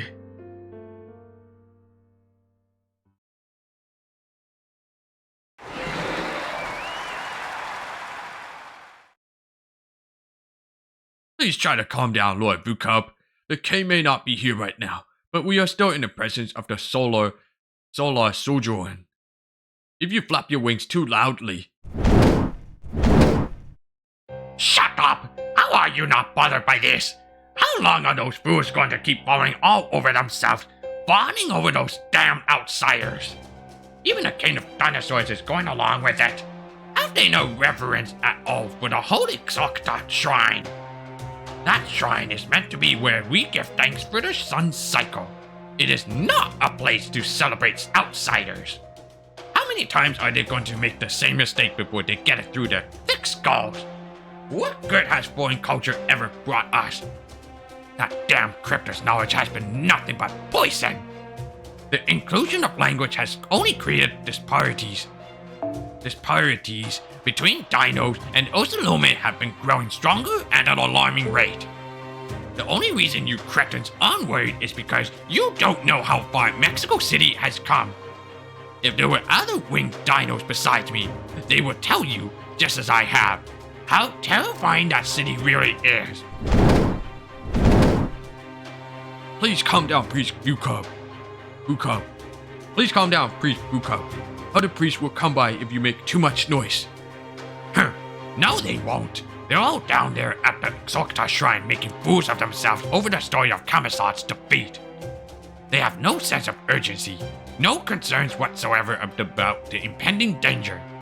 Why is that? Is it because you cretins never had any natural predators? Because you never knew how terrifying it is to be the only one of your kind? We must find a way to wipe out the Osalome. We ignore Mexico City's growing power at our own peril. Dinos rule in Mictlan. It's about time we started thinking that way. And yet, Kukulkan has left the Osalome to do whatever they please.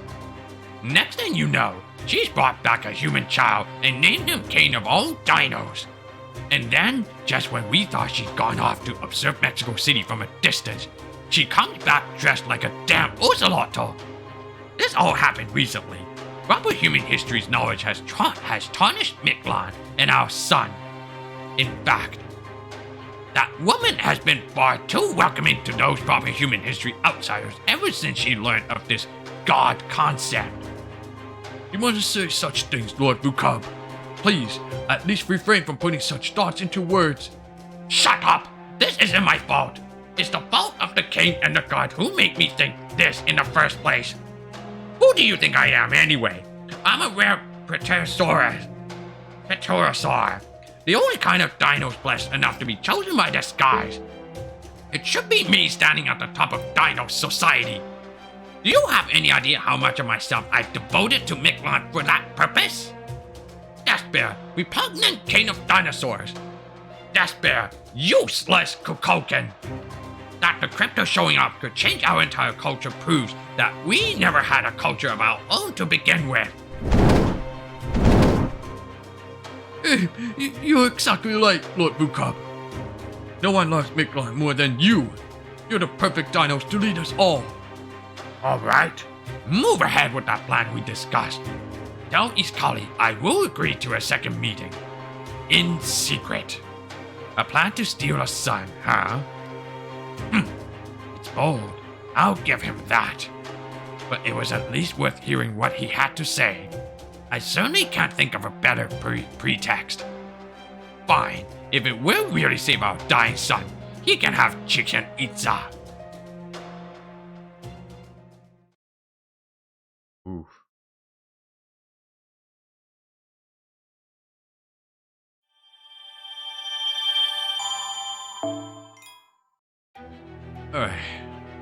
Third underwell, Sokokswal Kui.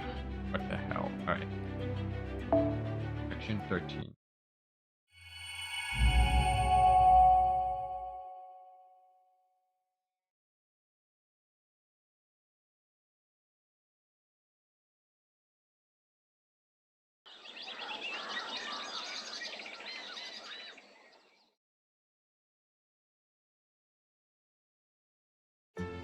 I heard you're heading to Mictlan. I have some experience with the journey to the 7th stratum. Would you mind if I came along as your guide? I was hoping you would. I agree.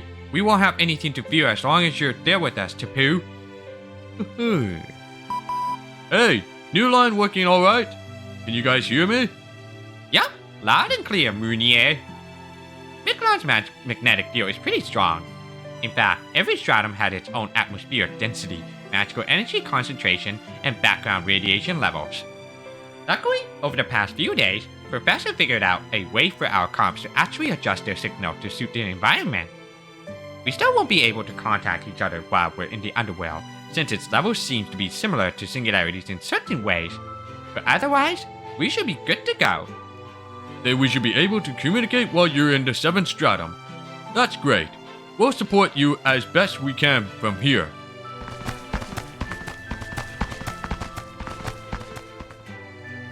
You're leaving too late, Nito? Aw man, we're gonna miss you. But I guess you gotta go, since it's the 7th stratum. I mean, the 8th stratum's Kamazot's hideout. If he shows up again, it's gonna be up to you to defeat him. Take care of Big Bro, Silpross, and Big Sis Mash for us. Of course, that poor excuse for a necromancer is no match for me. And once we conclude our business in Mictlan, we'll return to your city. It would be a shame to let this new fame go to waste. So when I get back, we're going to hold the Nitocris Cup we talked about last night. Woo! I can't believe we're gonna have another Xocta ceremony. Nothing can stop us now. I only beat Kamazot because it was essentially a bad matchup for him. I had a number of advantages going on. But if we were to run into Tlaloc the Rain God again, I don't think I could defeat her as I am now. Good morning! Sorry I'm late.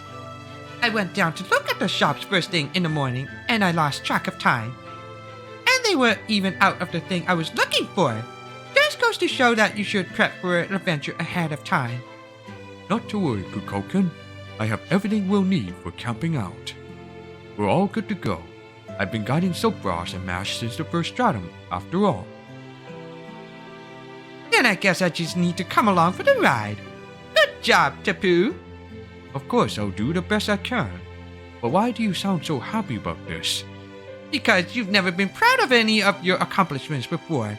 This proves you've gotten better at asserting yourself and showing us when you're serious. I don't know that I agree with that. You two wouldn't either, would you? Oh no, I totally would. Me too. You may not have realized this yourself, since you're such a naturally gentle soul. But you clearly feel a great deal of responsibility for the jobs you accept and results you produce. But you clearly feel a great deal of responsibility for the jobs you accept and results you produce. I see. Well, the thing with my glasses wasn't really meant to convey my emotions. I made these myself. They help me avoid looking upon things I shouldn't. Still, hearing what you both had to say just now was wonderful. I hope I can remember this moment perfectly forever. Okay, we should probably get going. It should take us from about 2 days to reach the 7th stratum from here. We should be pretty safe with this lineup, but make sure you all stay sharp on the road anyway.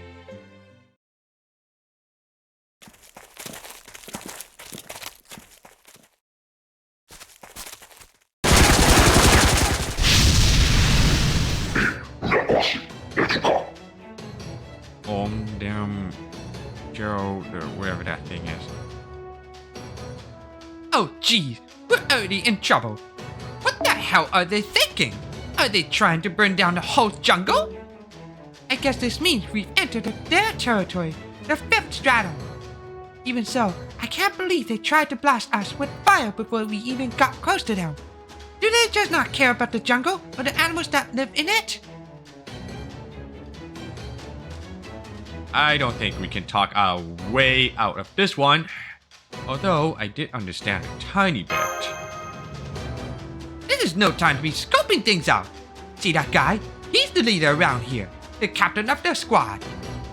We best take him out right now, or he's going to be a thorn in our side for who knows how long. Alright, you guys better turn that machine gun into scrap metal and pawn it off on Konyanskaya.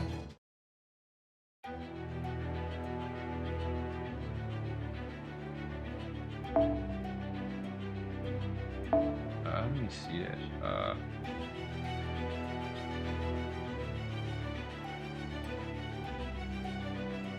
Guess I would go with that.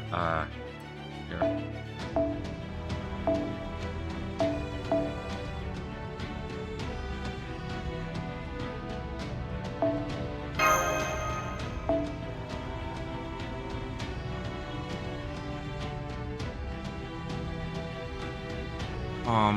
Shit, what was that thing?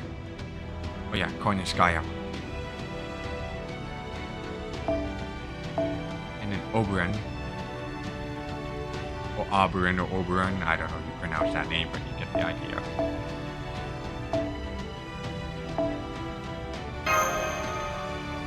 And all good. One second. Let me change this one to short hit. This one. Because on the fatal battle, at the breakpoint, you'll grant self-evasion with one hit, one turn.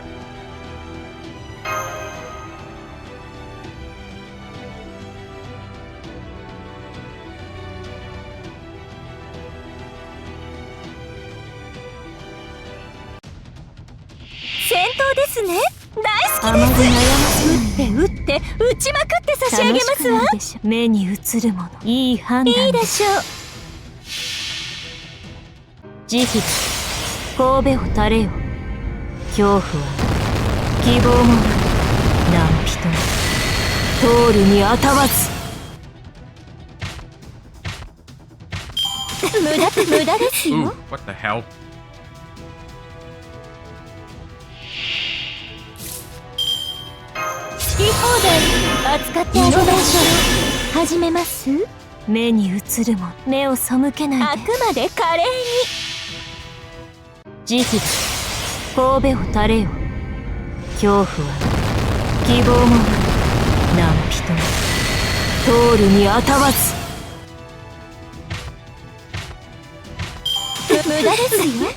Who's supporting fire against me or my servants? Oh, it's this guy. Heavy weapons guy from TF2?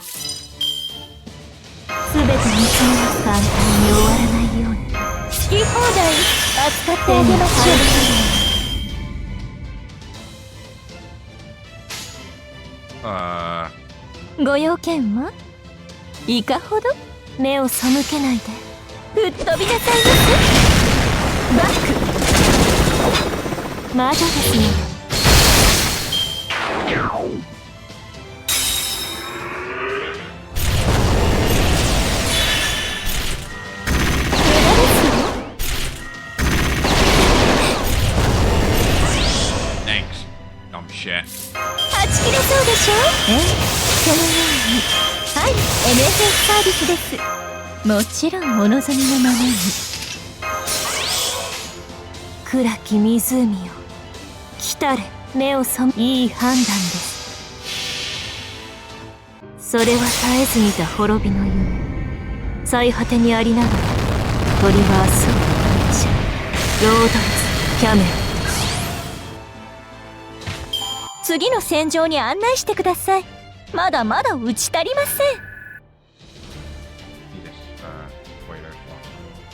Arrow 2, no fight, but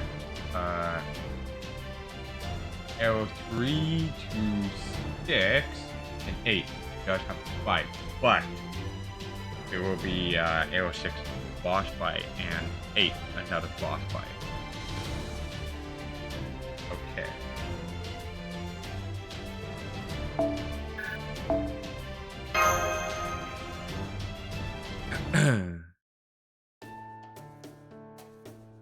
That was close. but we made it.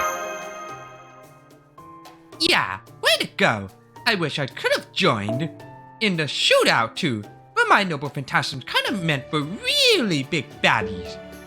Besides, we've got to do what we can to conserve Mash's magical energy. As luck would have it, we have an excellent harvest today. Tomorrow, we will be entering the 6th stratum, the 3rd underworld. While I'm accustomed to it, the rest of you will be seeing the galactic sand dunes for the first time. So tonight, I want you all to get plenty of nutrients and rest up for the trek across them. I also have some sauce Baker was kind enough to prepare for us on the storm border. Huh? You're putting that black water on our holy corn? It looks like kind of evil to me. What is it exactly? It's called soy sauce. If you brush it over corn before cooking it. Well, see the result for yourselves. Yay! It's roasted corn. Huh?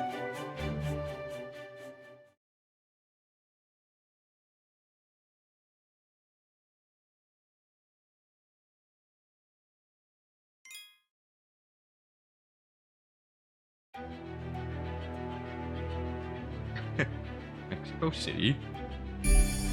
Brent Maizay Field.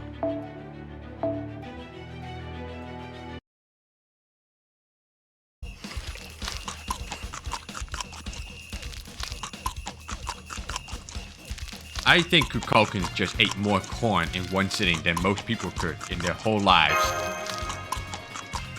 Kukulkan, maybe that's enough. You'll give yourself a terrible stomach ache if you overeat. Then again, she's eaten 10 times her body mass in corn already, so maybe there's no sense worrying. Oh, good here! Tapu, another helping! I've been missing out on this tasty treat for 100,000 years, so I've got to make up for lost time. Yes! Man, probably human history is just downright devious. You're recklessly crazy. Why would you invent something that makes corn taste this good? Do you want the whole world's supply devoured? Well, I won't let that happen. I'm a god, you know. If it ever looks like we're about to run out of corn for good, I'll do everything in my power to make sure we don't. Ah, so this is culture shock. Terrifying. It seems we have a new possible cause of extinction on our hands. I'll look after Kukulkan, so don't worry about her. Enjoy your after-dinner chat. Dinos never really cultivated much in the way of culinary techniques, so I guess this is all very new and exciting for her. I'm glad the roast corn made her so happy though. I expected she'd like it since she's humanoid like us, but it's good to get confirmation. You know, Da Vinci, it may be a little late to be asking this, but if Kukulkan is this Lostbelt's god, why does she look like a human and not like a dino's? Honestly, I've been wondering about that too. I don't blame you for wondering. Whenever humans imagine being superior to themselves, they usually think of giants or beastmen. Their tendency is to mix the familiar human form with characteristics no ordinary human could possess. By that standard, you would expect Kukulkan to look a lot like... By that standard, you would expect Kukulkan to look a lot more like a dino's than a human. Hear me, you evil roast corn! Your days are numbered. I swear not to rest until every last kernel of you is in my belly. Are we sure she's not actually a dinosaur? Don't, Habitat. I understand how you feel, but that's not nice to say. Okay, I was hoping to gather a little more information first, but this seems like a good opportunity to move out our schedule and hold an emergency briefing. It's gonna be kind of heavy for an after-dinner conversation though, so be ready for that. Alright, I'm not gonna keep you waiting any longer. I'm sure you've been wondering about the origins of Mesoamerica in the Magecraft world, and why the 7 Lostbelt turned out the way it did. We should have discussed that at the start, so on behalf of Chaldea, I'm sorry it took this long to get to it. But while we took the scenic route to get to it, the time has finally arrived. Are you ready, everyone? Are you ready, Selfrost? Then let's get the episode of Da Vinci's Mythology Corner started. First off, Selfrost, I believe Mash already told you about proper human history's Chichen Itza and the relationship between Maya and Aztec mythology, right? Do you remember what she said? The Mayan stuff came first, followed by the Aztec. Very broad strokes, but since we're discussing the Lostbelt, I guess a basic understanding will do for now. Then taking all that into consideration, let's go over our journey so far. We originally infiltrated the 7th Lostbelt in South America to finally settle the score with the foreign guide. But after breaching the storm wall, instead of the South American continent we expected to see, we found Pangaea, the massive supercontinent that once contained all Earth's landmass.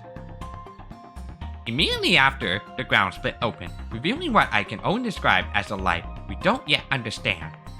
That light struck the storm border, sending it crashing down into this underground world known as Mictlan. And as you expect from its name, Mictlan strongly reflects the characteristic of Central America rather than South America. That's most likely because this Lostbelt's roots, that is, the basic idea underpinning it, comes from Central America and proper human history. So it would be more accurate to refer to this world as the Central American Lostbelt rather than the South American Lostbelt. True, but its surface coordinates are still in South America, so let's just stick with South American Lostbelt. Now, here's my first observation. Let's dig a little deeper into Central American mythology. In addition to being closely tied to the natural world, Central American mythology also tried to focus on an astronomical perspective. They took a great interest in outer space. In fact, there are still lots of depictions of rockets pointed towards the sky that remain in Mesoamerican murals and relics today. Why is that? The Magecraft world has a theory. They think the Mayan civilization interest in outer space may have started with a figure who already knew plenty about it. As in, an alien? Yup, it came from outer space, but it wasn't the kind of creature you're probably imagining. 66 million years ago, during the fifth of the Big Five extinction events, an enormous meteorite crashed into the Yucatan Peninsula in Central America. The resulting shockwave is believed to have become a massive heat wave which covered the entire planet, effectively ending the dinosaurs' time as Earth-dominant life forms. I understand dinos are different from dinosaurs, but I've also been told their bodies are equally strong and durable. So if this event wiped out the dinosaurs and changed their entire ecosystem, it must have been quite the disaster. Yup, the earthquake created by the meteorite's impact exceeded a magnitude of 11, and the resultant tsunamis were easily over 300 meters tall. Recently, some people have come to believe that another meteorite landed in West Africa at around the same time. But either way, there's no question about the impact on the Yucatan Peninsula. There's just too much evidence of it. There's the 160-kilometer crater along the peninsula. Iridium, a rare metal, was discovered there too. And above all, the enormous underground cavern that was clearly formed by a meteorite impact. You see, there are lots of springs called cenotes in the Yucatan Peninsula. They're essentially very deep pits with groundwater bubbling up at their bottom, which made them crucial sources of water. And one of the reasons these cenotes formed in the first place was a result of the changes the meteorite impact had on the bedrock. Which explains why so many of the cenotes are connected to each other underground, like a giant ant colony. See? This means there must have been a massive underground world running beneath the Yucatan Peninsula as far back as 66 million years ago. For the people living there at the time, the underworld of Xibalba from Maya mythology was very real. Over time, this underworld myth was brought into Aztec mythology as well, where it was reborn as Mictlan. And the Magecraft world believes that the primal fear the locals had of Mictlan wasn't a product of legend. But because that very real fear was inscribed upon their DNA. inscribed on their DNA, so they weren't normal humans. No, they were perfectly normal, except for one additional factor. The Yucatan Peninsula meteorite was absolutely chock full of resources. And I don't just mean the kind of rare metals that are nearly impossible to find on Earth. I mean matter, or even life forms that didn't exist on Earth at all. What I'm saying is, aliens arrived on the same meteorite that hit the Yucatan Peninsula. You're kidding me. I know it's hard to believe, but it's the only explanation that makes sense. At any rate, the meteorite came with intelligent life form from another planet. We don't know whether they used life on Earth as host body, like parasites, or if they outright fused with them. Either way, this intelligent life arriving on Earth resulted in a rapid rebirth and development of advanced life on the planet. What's more, it did so in ways beings like ourselves, who reproduce sexually, could never duplicate. The extraterrestrials had to multiply quickly over a large area and without pause so they could cover all of Earth. And the best way they could do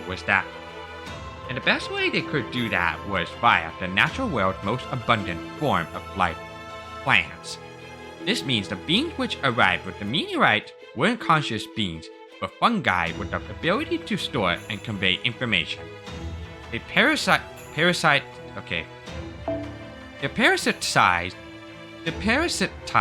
Earth's plants and helped them to develop the seeds. Once humans came around, they were revered as the incarnations of nature itself. Those are the roots of all Mesoamerican gods. They were attached to just about anything and lend them their power. At times, they probably appear as natural forces themselves. Sometimes, I bet they used animals as their host bodies. Other times, I wouldn't be surprised if they used humans. In time, the people who would eventually form the Mayan civilization were born. Those who were most compatible with the fungi became priests, kings, and sometimes gods. But basically, in the Magecraft world, it's believed that it was these fungi which gave the Mayan people their visions of outer space, the fungi's homeworld. So these aliens, these visitors attached to the meteorite from 66 million years ago, were the origin of the civilization's gods. What does that remind me of? Da Vinci, when you say fungi, are you talking about the mushrooms we know today? Well, recently, there have been theories that all fungi on Earth not only share a common language, but that they also communicate through their own underground network. A topic for another time. In retrospect, calling them fungi may have been misleading. They more closely resemble the roots of a plant than anything else. Imagine microscopic life forms that operate entirely via nerve tissue, and you have the right idea.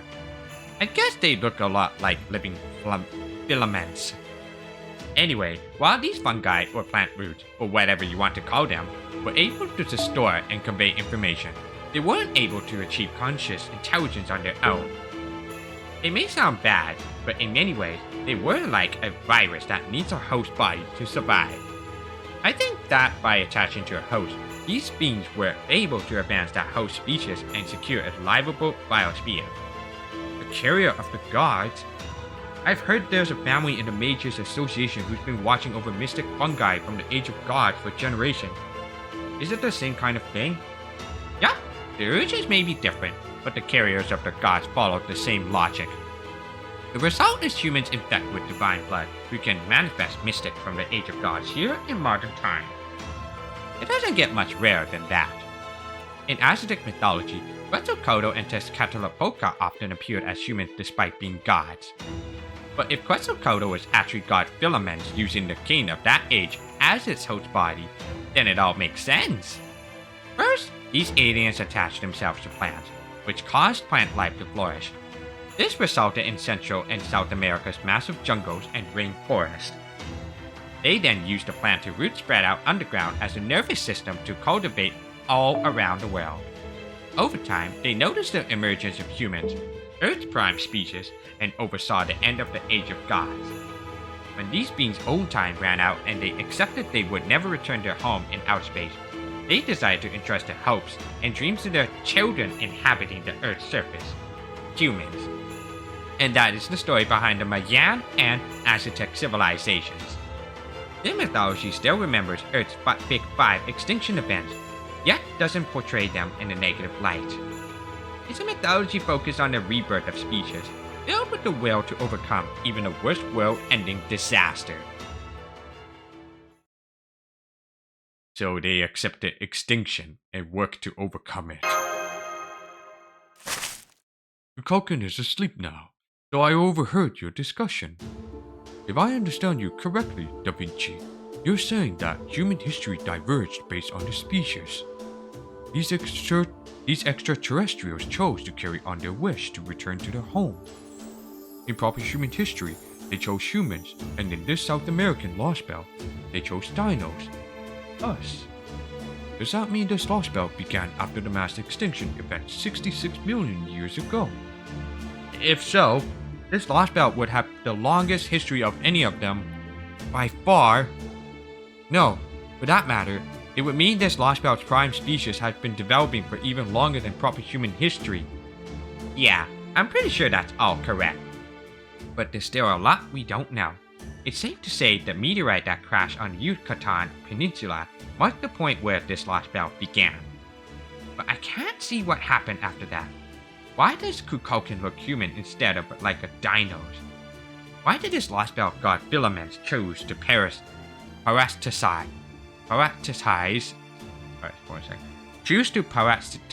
dinos and not humans?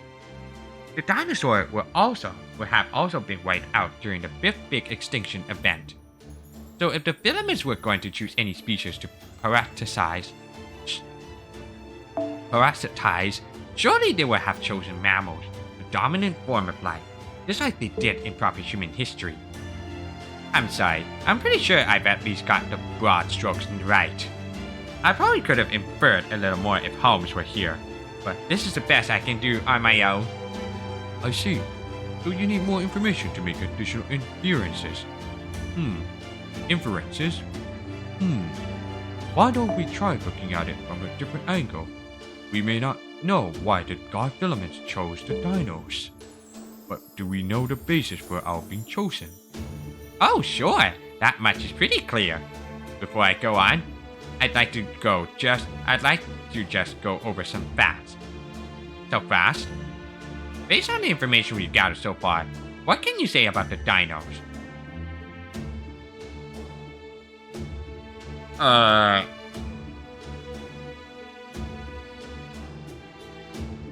They're different from dinosaurs. Yep, they of course have the same musculature as dinosaurs. They can camouflage themselves like chameleons. They can communicate telepathically. They're all herbivores, despite the diversity in their species, and they can nullify physical impacts using biowaves. It should be impossible for those traits to have evolved on Earth organically. Their high intelligence in particular. I don't mean that it's impossible for them to be smart. I mean that most herbivores simply wouldn't be capable of it. It's just not feasible that at their size, dinos would be able to obtain the required nutrients for survival on an herbivorous diet alone. Which means the dinos must be replenishing the energy they need by different means. The teachings of the sun? They're able to live on water and sunlight alone? Oh, you mean the dinos are... Yup, they're conducting photosynthesis all the time, thanks to the god Filament's evolutionary help. This Lostbelt prime species, the dinos are a hybrid of both flora and fauna. They've been this world's dominant form of life for 66 million years. They're way more advanced than humanoids like us.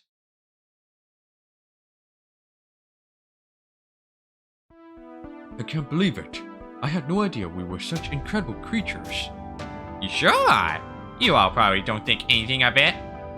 But you dinos are actually the perfect intelligent life form. Every last one of you is strong, and you don't have to compete with each other for resources to survive.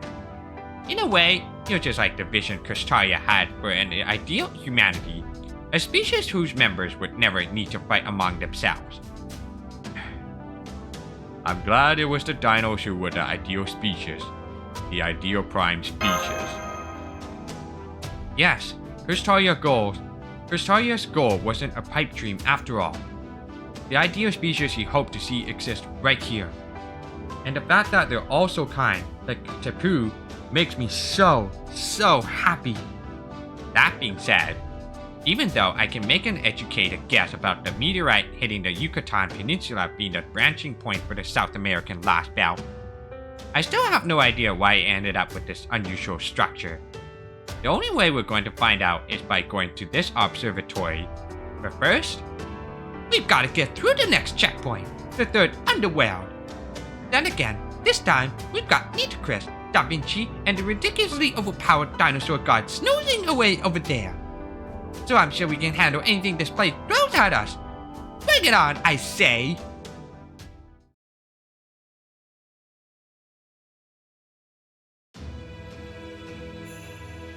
Da Vinci's guesses are mostly correct.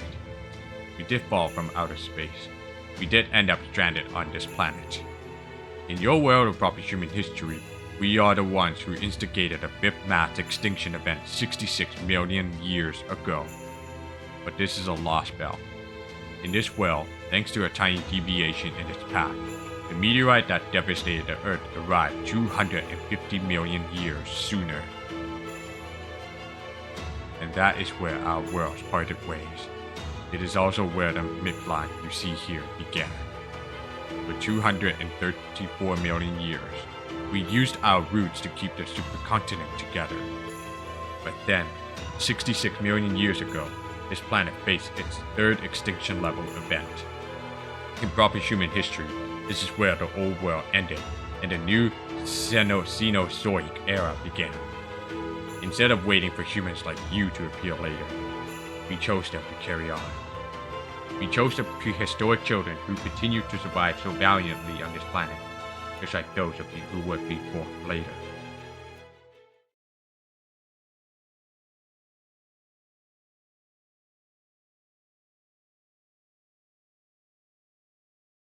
Damn, I woke up too early. Oh? You wake up?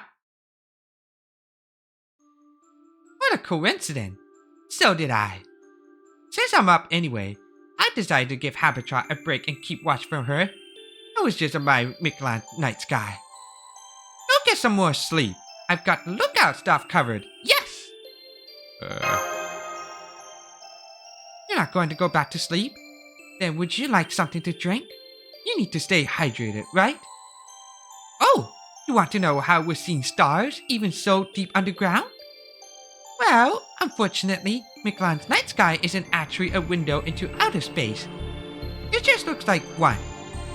The stars we're seeing are just a mala using phosphorescence to imitate what the real night sky of so long ago looked like. Phosphorescence to imitate what the real night sky of so long ago looked like. Yeah. The only real celestial body here is the sun. And even that's technically a fake, since it's actually a really tiny artificial recreation of the real thing. You know, I might just have been imagining things, but... Yes? Were you only pretending to be asleep earlier, Kukulkan?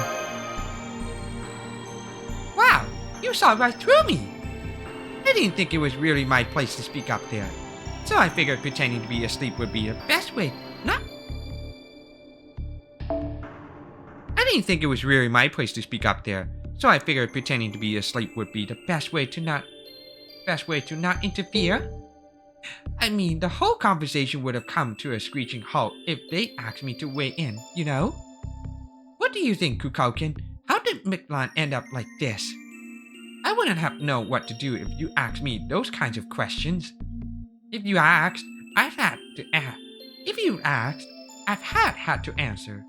And since I can't lie, well, I decided to pretend to be asleep and wait until the storm passed. I see. So, you have some secrets then. Oh, but you kept something from Da Vinci too, didn't you? There was a moment you could have pointed out she was wrong, but you chose not to say anything. Why is that?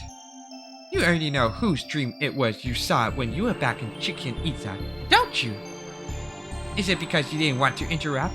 Or is it because you realized I was only faking being asleep? And you knew instinctively that if you spilled the beans, I'd kill you? I didn't even notice the contradiction. The fact that you thought to even say that proves you did know. I don't know why you decided to keep quiet, but I'm kinda glad you did. Thank you. Anyway, that's enough joking around. You guessed right.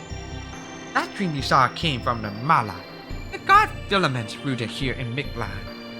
I don't know how you ended up harmonizing with Mictlan so well, but you didn't do anything wrong. So there's nothing wrong with telling everyone what you saw and discussing it with them. But, there's a pretty good chance that doing so would expose certain someone's thoughtless misdeeds. But I guess she will have no one to blame but herself for that.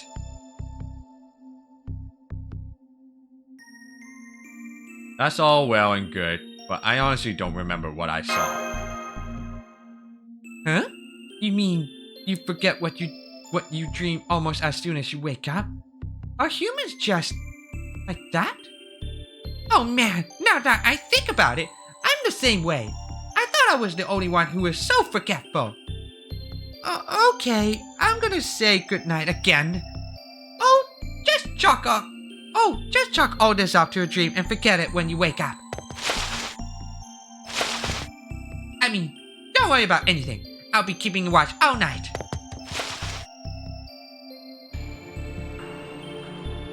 Alright, I'm gonna see if I can't fall back asleep.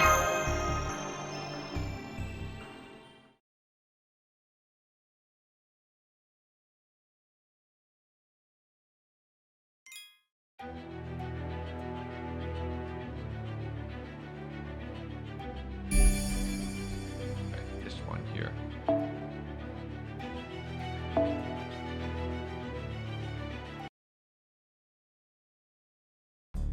What is the third level of the underworld like? It's a strange place permanently covered in the darkness of night. There are gentle breezes, lots of oases with clean water, and a starry night sky that stretches on as far as you can see. The only downside is that dinos can't stay there long, given the lack of sunlight. It's the only desert in Mictlan and a very peaceful place for stargazing. A desert! At last! Familiar terrain! Now you're starting to speak my language! The desert is indeed beautiful at night. I can even teach you how to use the stars to navigate there.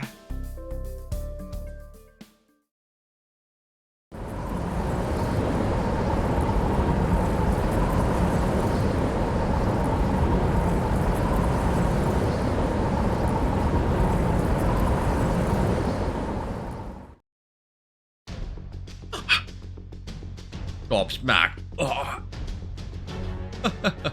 What in the world happened here? What about stars? What about stargazing? Well, this is embarrassing. I think I give up. Endless grains of sand everywhere you look. A red air without a hint of moisture. Heat more oppressive even than the jungle. Mash, would you tell me exactly what the current temperature is? 80 degrees Celsius, 166 Fahrenheit. I see. That could dry up with dinos in a few days. Frankly, I would like nothing more than to go home. But don't worry. We have a specialist with us. Ludicrous, please do something about this. What do you expect me to do? This isn't a desert, it's a hellscape! Even if we shrug off these sandstorms, which may as well be barrages of needless. Oops. There's still the air, which is hot enough to boil water, and that's not even mentioning the weird gravity. An oasis won't do us any good if it's floating too high up for us to reach. But you can still float up there, on the wind, no? Mash told me how you are the incarnation of the god of the sky.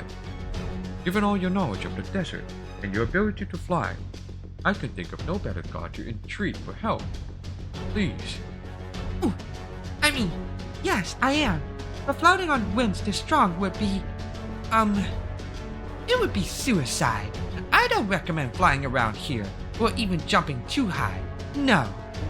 In addition to the strong wind, everything above 400 meters is a vacuum with no gravity. It may look like a clear blue sky, but looks exactly the same as being in outer space. Exactly. Thank you, Kukulkan. I knew Mictlan's god of wind would understand. The sky in this level of the underworld is no sky at all. And since outer space is well beyond my jurisdiction, we'll just have to hoof it. I don't suppose you brought a buggy with you, Da Vinci. No, but I'm really wishing I had. I knew I should have been working on a fast 10 yan. 4? No, but I'm really wishing I had. I knew I should have been working on a Bastion 4 in secret. Hang on, we're not gonna be reaching an oasis anytime soon, right? We should turn back. Servers might be fine, but Silfras won't make it an hour out here. Your Mr. Coast temperature regulation was just barely enough, even in the jungle. Right, Silfras? So trying to cross this desert's gonna feel like trekking through a steam bath. Trekking in steam bath. So trying to cross the desert's gonna feel like trekking through a steam bath. Your canteen will be empty before noon. What are you gonna do if you collapse out here? Good point, Habitrot. I agree. We should go back to the jungle for now. Stock up on water, then...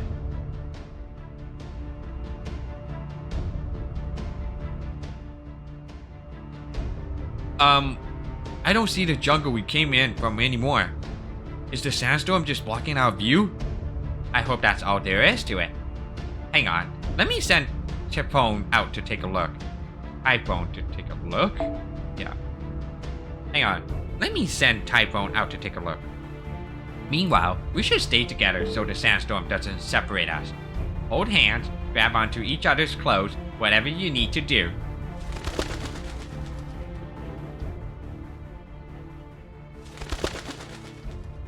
Typhone's back. What'd she find out, Da Vinci? Bad news. She's gonna find a way out of the desert. Somehow, even though we only just arrived from the jungle, we're out in the middle of the desert. This must be the underworld's trial. But making sure Senpai has enough water is a matter of life and death.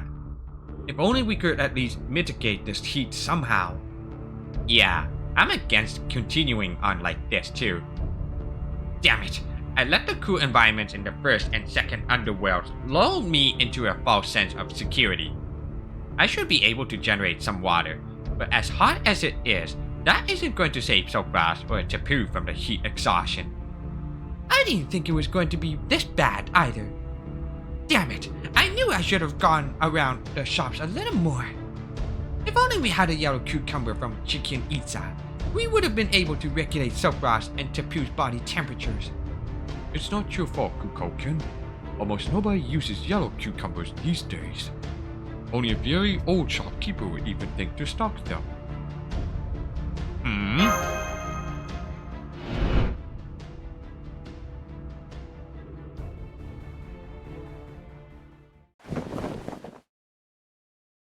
Is this what you're talking about? Thank you. Don't mind if I do. Opening wide. Tapu! I'm sorry. Truth be told, my mind reached its boiling point some time ago. Tell me, Silfras, where did you get that?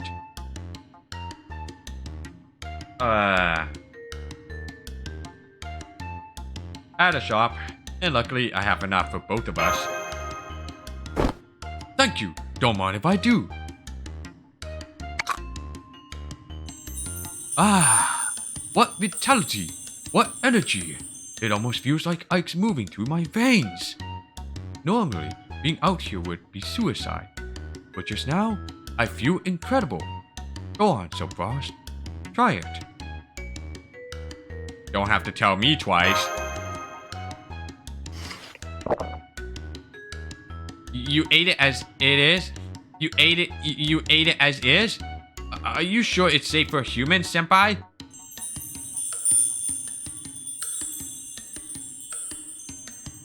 Whoa, it's like natural ice cream. An edible work of art. Really? What the? So it's a cooling fruit, or a vegetable that excels at helping people beat the heat, similar to green cucumbers. It did look pretty good. It's a shame you only brought 2 of them. This is perfect. With yellow cucumbers that good, you won't need any more water for the rest of the day. Thank goodness you managed to find such a well-stocked shop so fast. And of course, great job making sure you were prepared for anything. Well, actually... Oh, Shiba just sent me an alert. Hostiles. Please be careful, everyone. Heat signatures are burrowing through the ground towards us. Worry not. Any demonic beast that lives in the desert is subject to my jurisdiction. This time for sure. I, Pharaoh Nitocris, will take the lead here. The rest of you, fall back and save your strength for later, just in case. As for you, Soapbound, now that that fruit adequately hydrated you, I'd like you to help by performing some simple heroic spear summons. On it.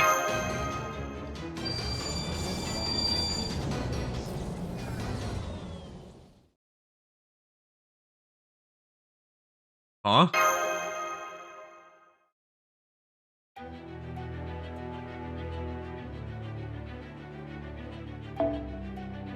Alright, Nitocris.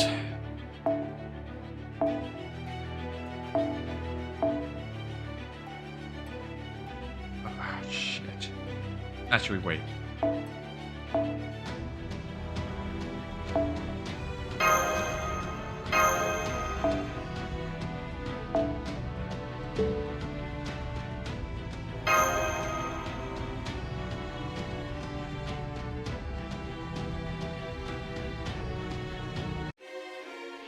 それでは参りますよ。ホルスよ。 Let's save it. 特別に許可します。特別に。それが良いでわかります。屍の鏡、暗黒の鏡、扉となる恐怖を心。アントゥーネブタジュセル。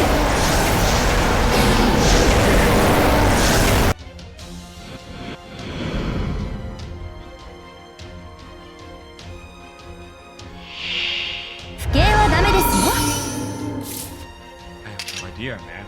No reinforcement. I tried it.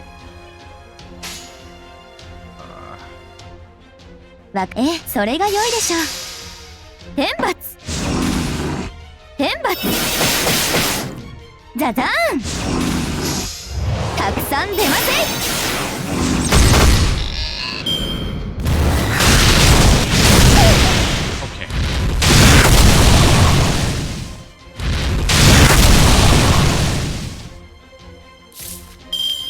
This one here. アヌビス、扉、私の鏡。ええ、許します。わかります。屍の鏡、暗黒の鏡、扉となる恐怖を心。アントゥーネブタジュセル。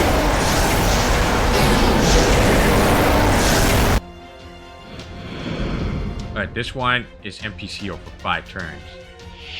This giant snake, and it's unremovable. Ah.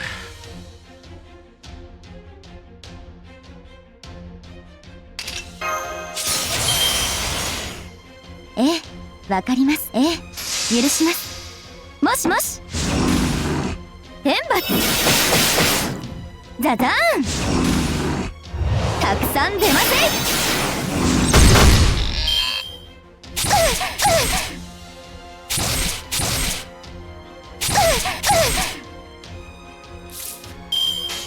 それがそれが良いでしょう。もしもし。ザザーン。天罰。たくさん出ません。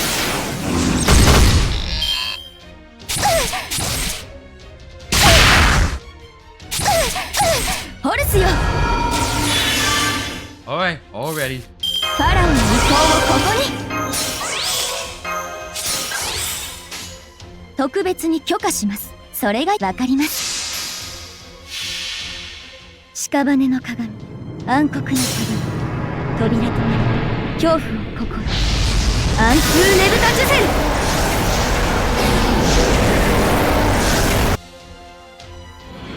冥界ツアーへご案内。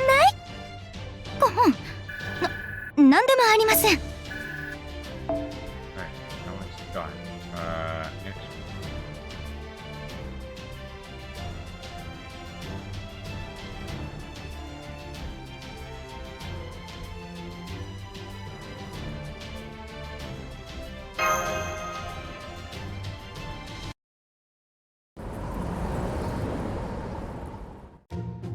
Will you try to kill me? Because if I'd been anyone else, you would have succeeded. I'm sorry, but it wasn't my fault. You weren't able to summon anyone? Didn't you say you could summon any heroic spirit you want when you're in the underworld? Forget insolent. Failing to summon aid here is downright incompetent. I appreciate your faith in my abilities, but you widely overestimated me. I'm afraid you're mistaken, Fat Pharaoh Nitocris. I was right here. I saw the whole thing. Senpai's summoning ritual did go off without a hitch, but then it seemed like something external nullified it before it could work. I'm guessing it has something to do with a rule that's unique to this level of the underworld. Oh, I didn't realize. A summoner who's lost the ability to summon is like a bird that's lost its wing. As a caster, I can understand your frustrations. Forgive me, Sephiroth. I shouldn't have yelled at you when I didn't have all the information. And as a fellow worker of spells, let me offer some advice. Don't mistake your inexperience for weakness. No one is an expert at everything. When things are truly bad, bemoaning your situation only makes it worse. Next time, I want you to try taking a deep breath, moving a few steps in any direction, and directing your mind elsewhere away from your concerns.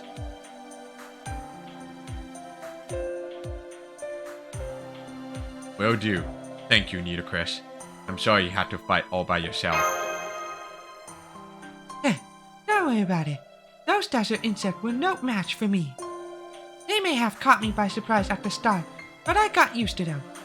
Now, I can handle 10. No, 100 easily. Say, that's right.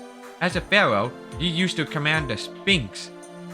You should still have that same authority even here in Mictlan's underworld.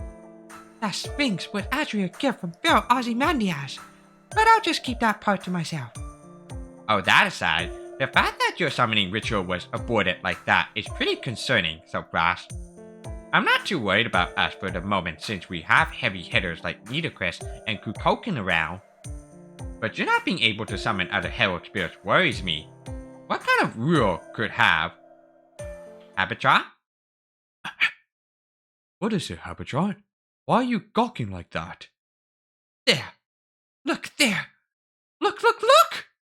Huh?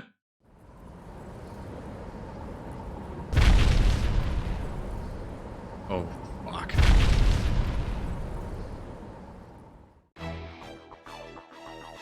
Giant legs?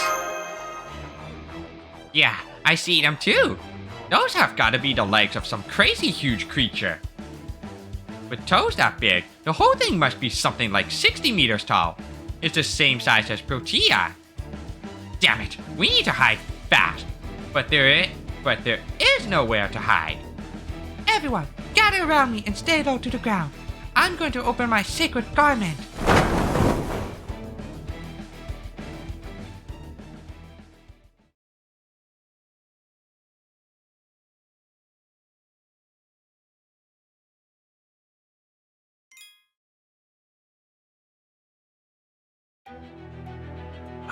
Alright. Use this. Yeah, let me see the AP cost. I guess I'll just use the blue apple. Just one.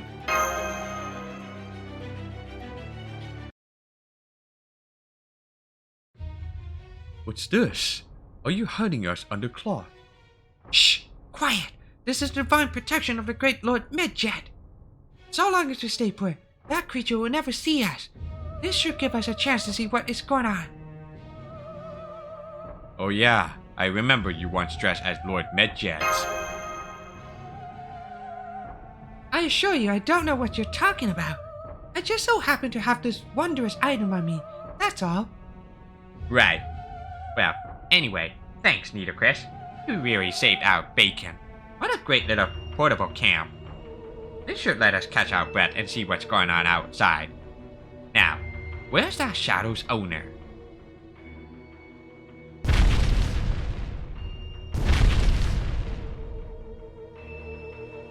Looks like it's still close by.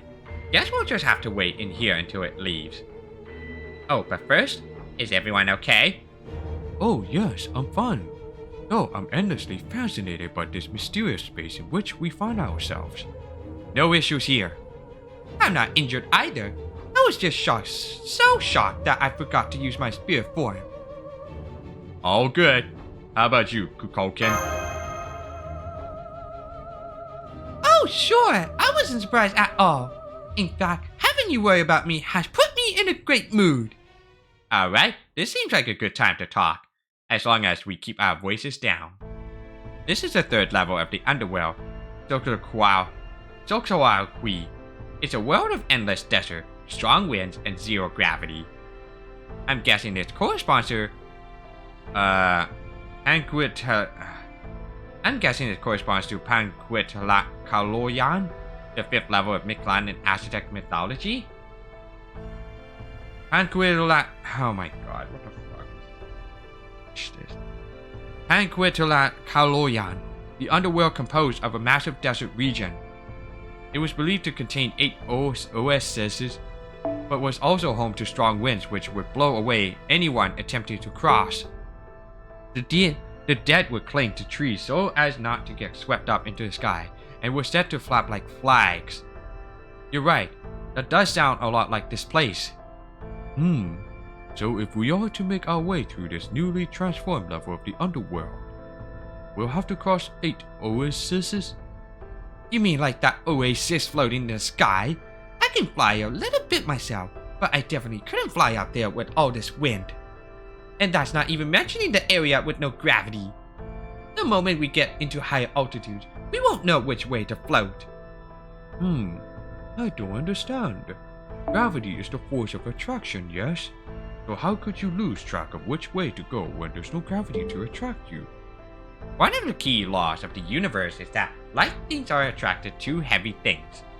So, in the strictest sense, it's not really possible to go somewhere truly without gravity. In situations where you're floating in what we usually think of as zero gravity, it just means some other force is cancelling out its effects. For example, even in outer space, light things will still be pulled in towards heavier things. Based on what we saw, I think we'd be able to fall towards the oasis's landmass if we made it up that high. However, Habitat's flight ability only lets her alleviate the force of attraction being exerted by the land she's currently standing on, so she can't float above ground unless she's touched that ground at least once. I see. So for her to fly above the oasis in the sky, she would first have to fall towards it and splat herself on its ground. Did you really have to put it that way? Also, I can totally float once I get near the ground, so I might still be able to save myself at the last second. If we compare Habitat's floating ability to her rate of descent. If we compare Habitat's floating ability to her rate of descent. No, never mind. May I ask you all what would be the heaviest object you are aware of in your vicinity? Oh, that's easy. Earth. It's got an approximate mass of 6 sextillion tons. Sextillions? With numbers like that, it's no wonder airplanes still fall towards the ground no matter how far away they get from it. But here, we can escape the pull of Earth's gravity if we can get 400 meters above the ground, right? I know we said that was dangerous earlier, but couldn't it also help us get closer to Oasis? Only if we had a way to navigate those strong winds. Neither Habitat nor I can do that. So we should stick to the ground and look for a safer way up to the oasis from there. Even with that giant creature, we still know nothing about roaming around? There's no question it's dangerous, but it's also our only option. Fortunately, we have Nidacris, Queen of the Desert, here to help. Suddenly getting a bad feeling. As I've told you twice now, I can't fly in these conditions. As a pharaoh, you can trust that I'm telling you the truth. So I'm in the same boat as the rest of you. Now, can we discuss this like adults?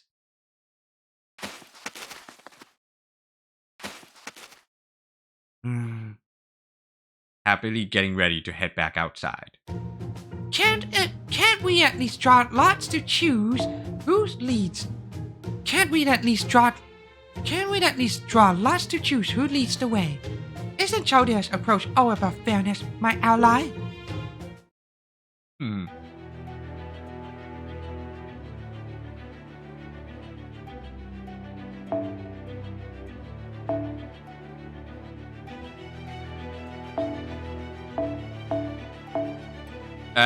Fuck.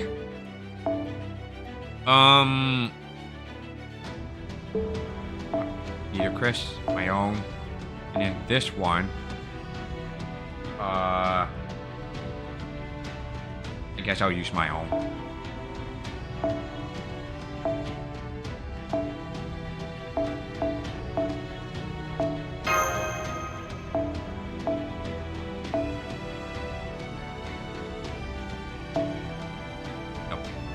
Don't use that. I would rather have to get the crit stars. And then this one. Probably MP. Actually, can't. There's this MP.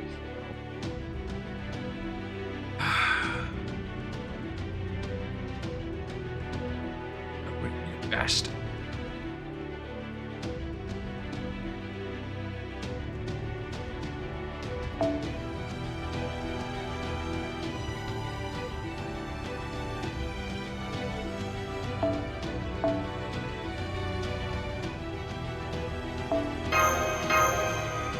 This one into that because only 3 party members.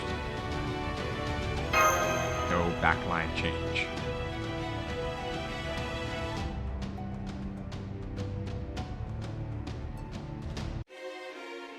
裁縫道具を荒ごとには使いたくないんだけど」しゃあないか。みんなは真似していいとも。私の鏡。屍の鏡。暗黒の鏡。扉となる恐怖を心。暗空ねぶた術。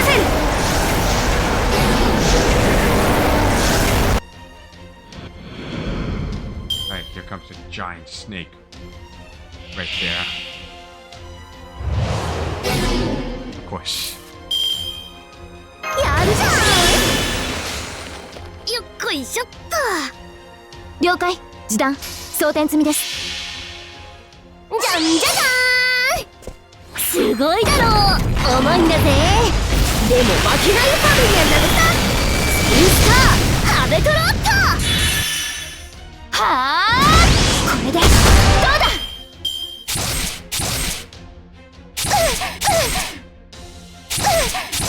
Stop bullying my Nido. わかります。ええ、わかります。ザザーン。天罰。もしもし。たくさん出ません。And then that second snake, giant one. Oh, that's a waste. スピンドルセットと。それが良いでしょう。了解。いい感じ。もしもし。有効レンジ入りました。多すぎてもね。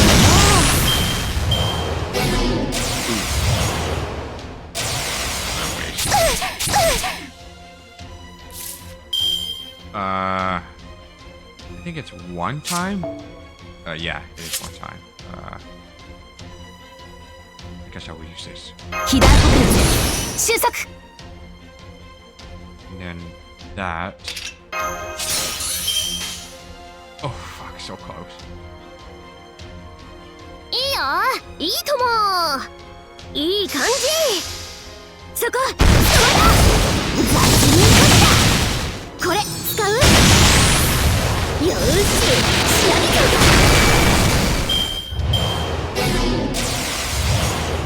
Yo, stop it. Sucks. Hold on. Don't want to do that. ファラオの遺構をここに。 Use this. Then, 最大ダメージお任せください。了解。示弾装填済みです。いいとも。はあターンバスターキュッキュッ Bruh, stop using that shit.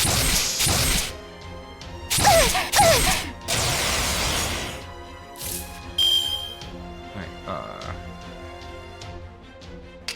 不敬はダメですよ。特別に許可します。示弾装填済みです。2屍の鏡暗黒の鏡扉となる恐怖をここに暗空ねぶたジュゼル。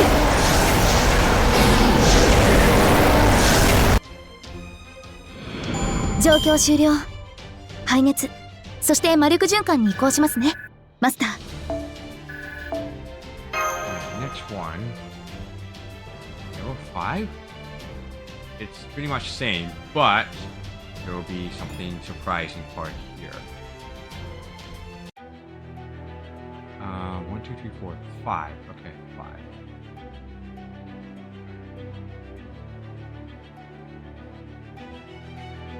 Actually, we'll probably use 5. Right.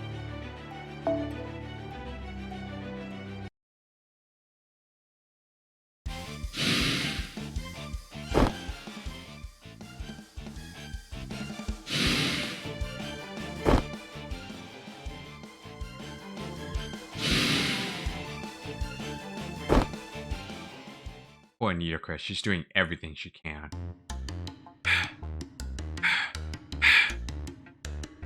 There! You see? These desert insects are no trouble at all. There are just a lot more of them than I thought there would be.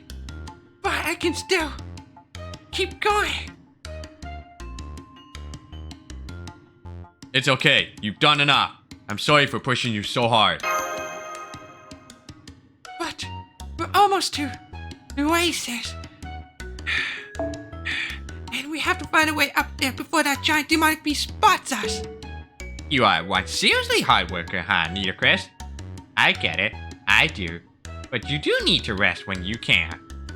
You still have Lord Medjet's clock, right? Now that we're in a safe area, why not use it? Otherwise, it's just going to waste. Absolutely not. One does not just casually call upon Lord Medjet's protection whenever it is convenient. It is only acceptable in times of great danger or great opportunity. Otherwise, it would be the height of insult. Otherwise, it would be the height of insult. Anita Chris, please, you need to rest. All these battles are taking a toll on you. No, as long as we can't count on self-power summoning, I have to step up to fill the gap. I was the very first servant summoned to help with the challenges. you face in this Lostbelt. And I was still unable to protect the border. I suffered a shameful defeat at Tlaloc's hand, and I couldn't even take part in the mission to Mexico City at all. I need to be useful, or I have been chosen for nothing. If I give up now, I'll never be able to face the other 3 servants who were thrown out into Mictlan while they were still being summoned. Hey, I get how you feel, but none of that was your fault, right? Really, if anyone's at fault, it's that thing that attacked the storm border when we first got here. If that pillar of light thingy hadn't knocked the border out of the sky, we wouldn't have Putia and Benny Emma fighting alongside us this whole time. Pillar of light. This is the first I'm hearing of it. In fact, I never heard the story of how the border crashed either. What in the world could have? No, what sort of violence could have possibly destroyed such a wonderful ship? Oh, right. I'd almost forgotten about that. So David has captured Polka. The foreign god, and Orati aren't our only enemies. We also have to worry about that pillar of light that almost split the border in half as soon as it popped up from under the ground. So we have to figure out exactly what it is, and how we can handle it if it shows up again. Wow, that happened to you guys, huh? Gosh, I had no idea. But you only saw that light giant once on the surface, right? If it hasn't shown up again since, then maybe you'll just never see it again. Oh. Kukulkan, what did you just say?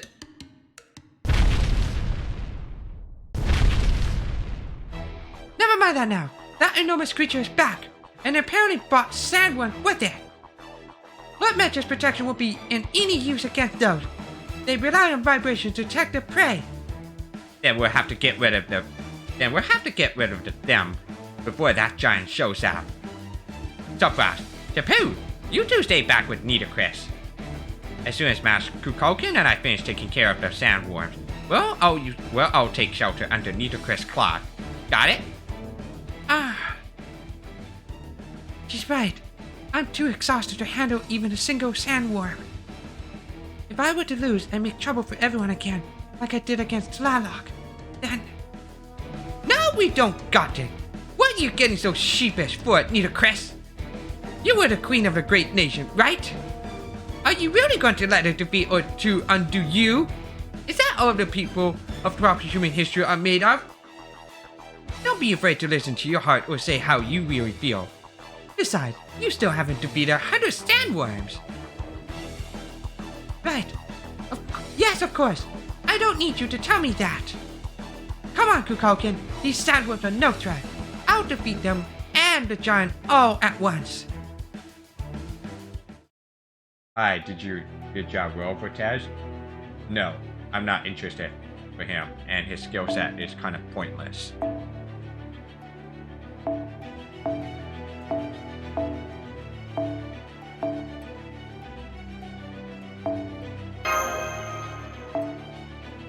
Da Vinci and Happy Cat in this shit. And you, Mash Kyrie Light.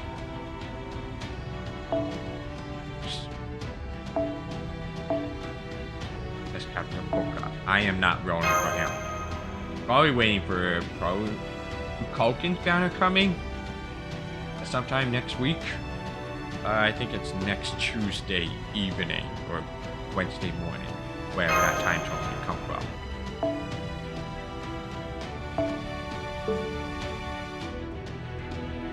Can I change it? No, I can't. All formations restricted block.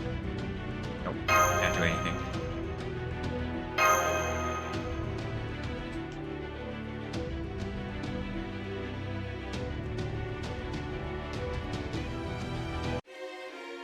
私と戦ってくれるんだ。嬉しい。ありがとう。ホルスよ。ファラオの意向をここに。特別に許可します。やったー。特別前に屍の鏡、暗黒の鏡、扉となる恐怖をここに。暗風ねぶたジュゼル。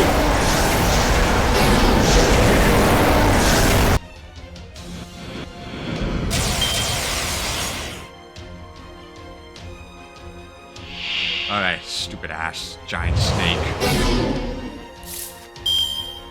Ooh, alright. Yeah,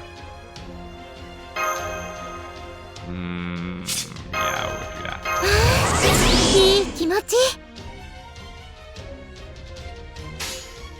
いい。ナイス。止めないでね。やったー。マヤパンター。こんにちは。まだまだここから最後はやっぱり全身で。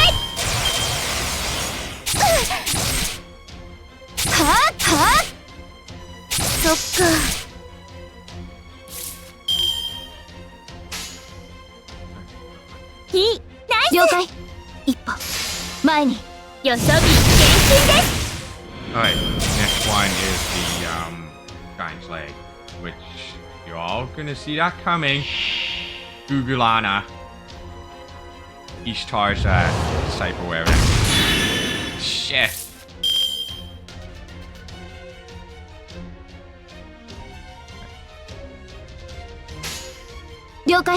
Oops. Oh, back out.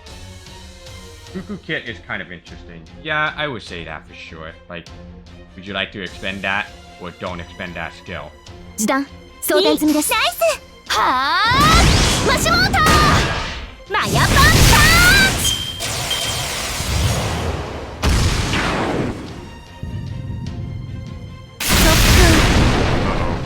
Stop. Stop it.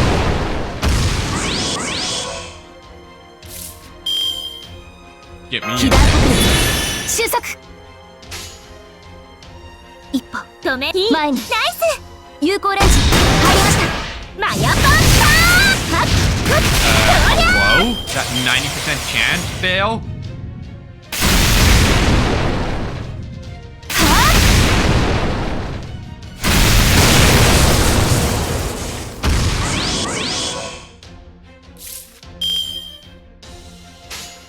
時短装填済みですナイス有効レンジ入りましたマヤパンター翡翠化学武器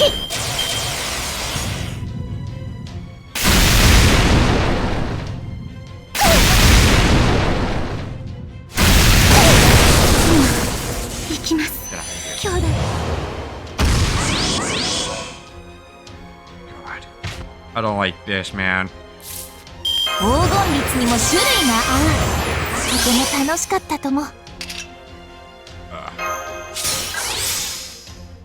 I should probably use this. Just to, don't expect 来て it. ください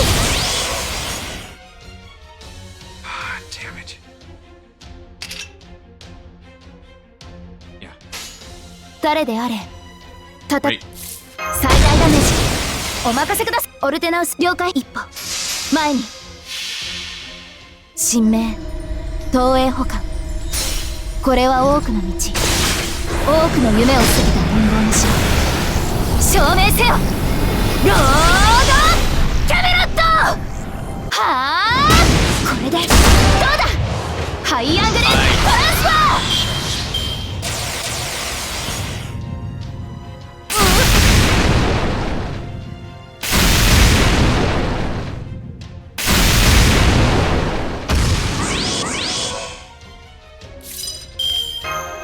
髪乱れてません I'm gonna use it.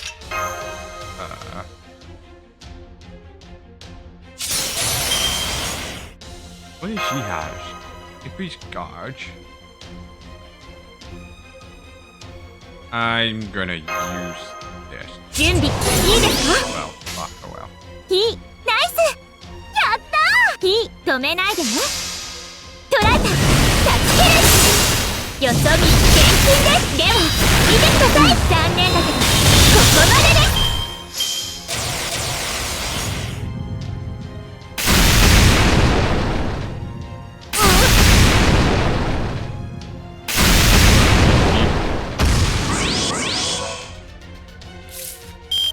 Please. Screw me like that. 了解やったーいいナイスはあよそ見厳禁ですはっはっそりゃー Boom. ナイスファイトグラシアス再戦に乞うご期待ですね Alright, so this next arrow is to keep the NPC token alive. Everyone else can be like dead. Pretty good, you. Just saving up the points. I'm not rolling for Tez banner. Not really interested in this kit. Also not rolling for Tlaloc because she can be useful after event banner is over. Huh? What the? Wow. Wow. Did we actually beat it? Looks like it. Looks like it. Except we only defeated its leg. Maybe that leg was the whole creature, or an illusion created by that sandstorm? No, it was far too substantial for that. It was a real creature with a physical body. Not much, I'm sure. Ash, so fast. Have you ever seen anything like that leg anywhere else?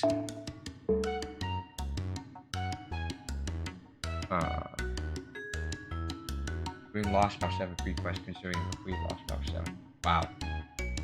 Nice. Section 19 of Lostbelt. Oh, guys are going halfway there to be done. Alright, no. No, I didn't say that. Summer swimsuits. Nah, I'm sure I'm just imagining things. How bizarre. I do still have questions, but it's wonderful to see that our 2 biggest threats are gone. That mysterious giant creature of unknown origin and the strong winds that suddenly stop are no longer an issue. Now we can cross this underworld without any further concern. Well, apart from securing water from soap frost. Even after the yellow cucumber, I can feel my mind beginning to slow down. Let's hurry to the oasis. Good point. Hang on. Is someone collapsed over there? What is that thing? I'd never seen anything like it before. It's fluffy, but also smooth and shiny. Oh, don't worry. It's almost completely harmless. That much I can say for sure. Is another dinos here? Let's take a closer look. What the hell? That's not a dinos. That's a human. And he's not wearing a mask, so he's not an oceloto either. Though he is dressed kind of weird. That language. You're from proper human history, aren't you? Talk about Ike's water in hell. Speaking of water, could you spare me some? I know something that would be worth your while. Oh no, he's so weak he could die at any moment. Master, would it be okay if we give him some of our water? Of course. Once complete Lostbelt 7, technically nothing to do other than farm stuff. Yeah, pretty much. Oh god, what the hell is this guy? Thank you. I feel much better now. One day I will repay the water you've given me. Although, from the looks of you, I take it water is the least of your concerns right now. Same for me. But I bring you good news. Now that I have met you all, I see genuine hope for world peace. I'm certainly not about to let this chance pass me by. May I ask your names? I promise I won't misuse them.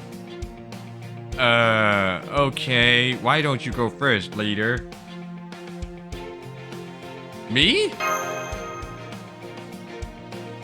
So, you're a runaway, Silfrost. I feel like I've heard that name before. Minus the descriptor, of course. That's my little contribution. And you're a poor piglet, Mash, like reflecting to Pooh, for Rukoscius da Vinci, wind-up Habitat, Hapless Nitocris, and I don't know what to make of you, Kukulkan. So, 5 out of 7 of you are combatants. Does this mean it's finally time to save the world? Boy, piglet? As in, those adorable little creatures? I'm honored, but why boar piglet? I'm fairly sure I'm not wearing boar fur or anything like that. Just going on first impressions, really. No deeper meaning in any of it. So, where are you all off to next? Going up to the 5th stratum or down to the 7th? Before we tell you anything more about ourselves, I'd like to hear your name and why you were collapsed out here. I mean, just look at how obviously shady he is. 72, yeah, those bronze imperial stuff thing. Yeah, always that. I mean, just look how obvious shady is. I can't tell you my name. It will only make trouble for you if I did. But I can tell you why I collapsed. I used to be this underworld's caretaker. It was my job to cultivate it. Then one day, I woke up surrounded by light, and a certain self-centered goddess ordered me to turn this desert into a veritable paradise filled with flowers and sheep. That's just unreasonable, isn't it? Don't you feel sorry for me? Of course you do. Still, I'm a very good caretaker, so I set about fulfilling her demand. I grew flowers all over the desert, and to substitute for slick sheep, since Mictlan doesn't have any, I fed the sandworms well until they grew nice and large. So you're the one responsible for those? Does my agricultural acumen surprise you? Me too, actually. So we're even there. That aside, for a while, things went well enough. Life was slow here in the underworld. But then, I heard a loud flapping of wings and looked up to see a very suspicious Batman flying this way. Oh, do you mean Kamazat? I'm sorry, I don't recall his name. There's very little space in my mind for men's names. I do remember by that this Batman had a very friendly laugh. Ah ha ha ha this and that. Then he spoke to the self-centered goddess, and she transformed into a really scary goddess. You want to know what made her scary? Well, she wasted not a second before attacking everything around her, the Batman included. It was so bad, the Batman got irritated and flew off. You see? Terrible goddess. So, she even gave Kamazot's trouble, and he's the greatest symbol of fear in Mictlan. That's not all. The scary goddess then drained all the magical energy out of the flowers I worked so hard to grow and turned this place back into a desert. Then she made a heavenly echo shrine and began using storms to rule over this underworld. So, does that mean she had made the anti-gravity zone up in the sky too? Yes, sir. The storm around here disappeared when you defeated a heavenly echo shrine. If not for that, we wouldn't be having this conversation. And that concludes my explanation. I guess that was pretty complicated for you, huh? Want me to summarize? It'll cost extra though. No, that's okay. Now we know that this scary goddess is this underworld's guardian, and that the shrine she made is what was causing the sandstorms. So are you one of the goddess's attendants then? If you were able to turn a desert into a flower field, you must be very knowledgeable and have extraordinary magical energy. Attendant? That sounds so nice. Attendants at least get the carrot. I, on the other hand, only get the stick. Oh, you do move. I don't know what the hell is this. Are there no labor laws in the underworld? Labor laws? What a wonderful idea to bring to her. You chosen heroes really are different, aren't you? Now, let me get another look at you. Would you tell me where you came from and what your purpose is? I still don't fully trust you, but I guess we're not going to get any further unless we talk. We're from Chaldea, your heroic spirit from proper human history, right? And you should know why we're here. Right now, we're headed to the 7th Stratum along with Master Soapfast. The sandstorm was giving us a lot of trouble, but now that it's gone, we're just about to try and reach that oasis. I knew it. You think you'll find an exit at the oasis, but I'm afraid you're mistaken. Nobody who enters this underworld can ever leave, and any who reach that oasis will be even more trapped here. You're very lucky to have met me before you headed there. Please, follow me. I won't let your precious combatants throw their lives away. Huh? What do you mean by that? No, that's not important right now. What's important is my safety, and all of your safety, which guarantees my safety. From the oasis, she can see us down here. She'll know you're intruders now that you destroyed her shrine too. So we need to get moving. There's a cavern I made in secret. We'll head there. Oh my god. Moana. I think that was this name. This way. I promise you, it's very pleasant for a cavern. Huh? Yes? Hold up. I just saw something I recognized on your back. We do see a lot of backs over the course of our lives. The back of a childhood friend moving to the big city.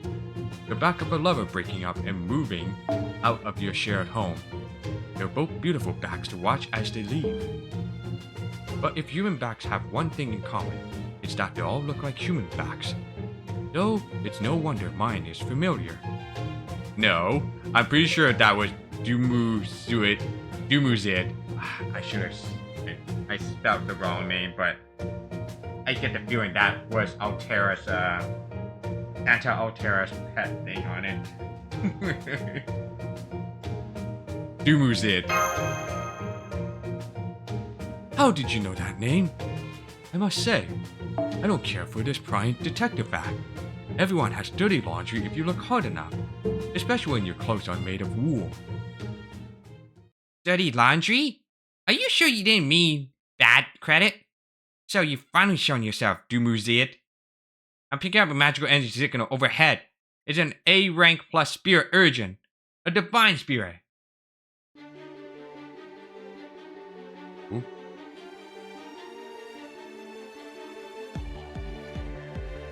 Ereshkigal. Are those the intruders who destroyed my shrine? You should be honored. Most intruders aren't lucky enough to have the goddess of the underworld herself squash them under her heel. Oh, and of course, I'll be squashing you too, sheep god. Nice try with your obvious little rebellious act. You should have struck to what you know. Did you really expect kindness and forgiveness from me? Unfortunately for you, I'm not Ereshkigal anymore. I'm Ninkigal, the true, cruel, cold-hearted, Lascivious. Oh my god. Lascivious. Yeah, alright. Cold-hearted, lascivious, goddess of the underworld. All who enter my garden become my property. Now, prepare to be captured for use as slave labor. Inkigal? Inkigo?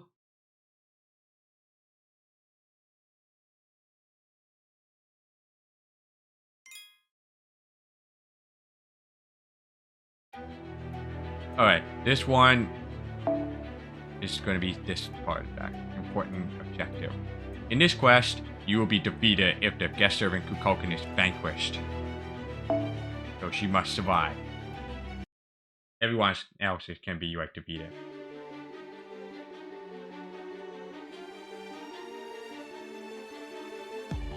You're on that fight on section 19 for Tez. Oh boy.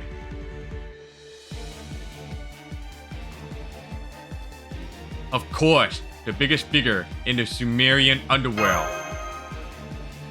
Huh? I expected them to be battled. Maybe they didn't even hear my introduction. Huh. So you're the human and heroic spirits from proper human history. I've never seen any of you in my life. Very well, intruders. I shall introduce myself once more. I am Ninkigal, goddess of the underworld. I am the Sumerian deity, and I have taken charge of this third underworld for very good reasons. Fear me, revere me. My underworld is fair. All who enter are equal, for all become my slaves. Do as you're told, and I'll spare your lives. Defy me, and I will grind you into fertilizer and use you to enrich the soil. This pressure is definitely the real Ereshkigal. Her Spirit Urgent pattern perfectly matches the one on Chaldea's Spirit Urgent graph. She must be the fourth and final heroic spirit that was summoned on the border. Only she's been turned into an altar, like King Protea and Benny Emma. Supras, try calling out to her. As she looks the way she does me, she must be the same Ereshkigal who fought in Babylonia. First, we need to find out if she still remembers you, and if she understands why Chaldea summoned her. If we're lucky and things work out, we might be able to resolve this whole thing peacefully. Got it. Hey! Long time no see! So stop that! Why are you waving at me like... Why are you waving at me like we're friends? I thought I told you I'd never seen anything of you before. Now, listen to me, will you? I said nobody here gets special treatment. it really is the arrest girl we know. I recognize that inability to hide her true affection anywhere. Gosh, doesn't this remind you of Uruk, senpai? I told you, my name's Ninkigao. You still have no idea when someone's being mean to you, do you? Think she realizes what she just admitted it? Yeah. Not to worry, everyone. That's just Ereska Go Alter. She's going by her old name to match her new, evil self. But she's still the same poor goddess she's always been. Only now she's got a command spell tying her to this place and commanding her to be the ideal ruler of the underworld. So Kamazotz used a command spell to make her the guardian of this underworld, like he did with the other two? Oh, but wait, we don't have Rasputin with us anymore. Isn't he the only one who can undo an authorization? I don't know if this Rasputin, but it doesn't matter what kind of servant he is. My oath will never change. You know what Mictlan's bat told me? He said I should become who I've always wanted to be. Well, that's who I am now, Ninkigao, the truly perfect goddess. I'll never be envious of the heavens. I'll never be jealous of Ishtar. Here, I'm the invincible goddess of the underworld who's never made a mistake and never tasted defeat. That's the command spell I cast on myself, and my pride won't change it for anyone. So, are you saying you allowed yourself to become an alter Ereska? Yes, that's right. Once I fell to Mictlan and saw the state of this underworld, I knew I had found my calling. I watched the end of the Age of Gods all by myself in the Sumerian underworld, so I know without a doubt that nothing and no one can stop this world from coming to an end either. And when the world is ending, might is the only right there is. Kindness and forgiveness are of no use there. A true goddess coldly and mercilessly exploits her followers, right? So I made this third underworld into a world where everyone obeys his God forever and ever. Here, everyone worships me, and everyone toils away every day to mine gemstones for my tribute. Here, I am the one and only God, and my power is absolute. All other divine and heroic spirits are forbidden from entering. This way, even if things go wrong in all the other strata, my little corner of the underworld here will remain completely peaceful and prosperous, right? I can't believe I'm seeing a god of Sumer promote non-monotheism. How embarrassing. As you can see, Ereska has become so competitive with Ishtar that she's wound up thinking just like her. So I take it you all understand what it is I'd like you to do, yes? True, it does seem like she needs a dissenting opinion. I know I'm kind of an outsider here, so I don't have any right to speak on your relationships. But am I right in understanding that Kamazotz has set that girl over there down an evil path? She's long since reached the end of that path by now. But yes, that's right. Now, why don't we show her that violence always loses out to even greater violence? Together. So you're a god, and you're actually from Mictlan? Not only do you not have anyone worshipping you, you don't even have anything worth protecting.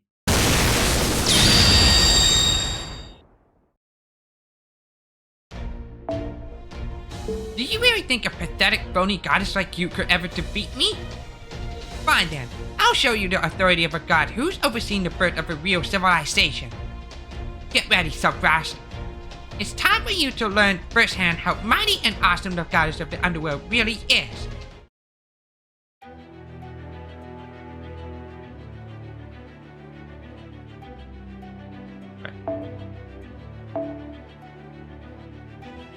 Alright, this Kukulkan must survive. Everything else can be wiped out after breaking the first HP breakpoint. On the purple bar.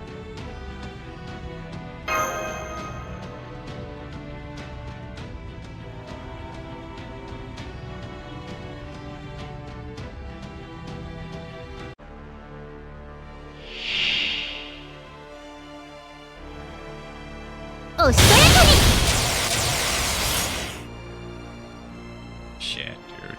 ピンチチャンスに許します。了解。 Oh, wait.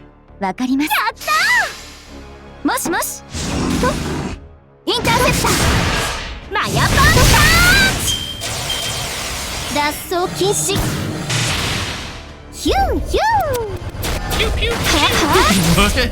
丸かじり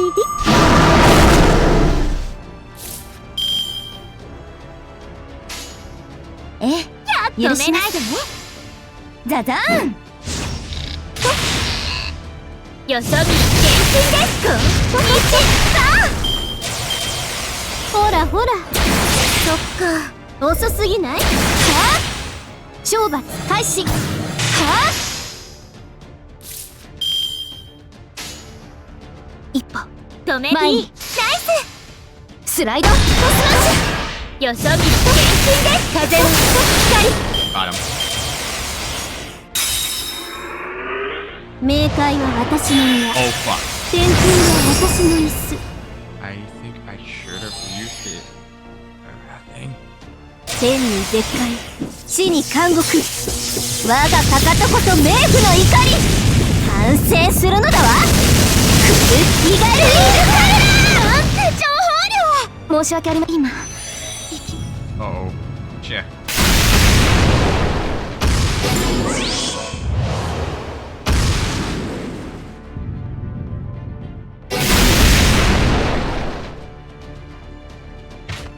Alright, I have to save Kuko and survive. 朝の左でやるじゃんスピングルセットとああとても楽しかったともよっこいしょっとやったー止めないでねこれは君に待つ夢の生産どれほど辛い別れでも輝くものはきっとあるさあ顔を上げてマヤパンター翡翠と風吹き痛いのは懲罰開始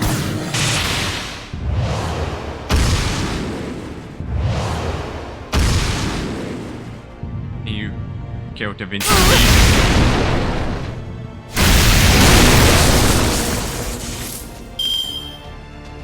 I can't do anything. Just pretty much like just let Da Vinci get defeated and then the Kukulkan must survive. Come on. 止めないでねマヤパンターでも見てくださいまだまだここから最後はやっぱり全身でほらほら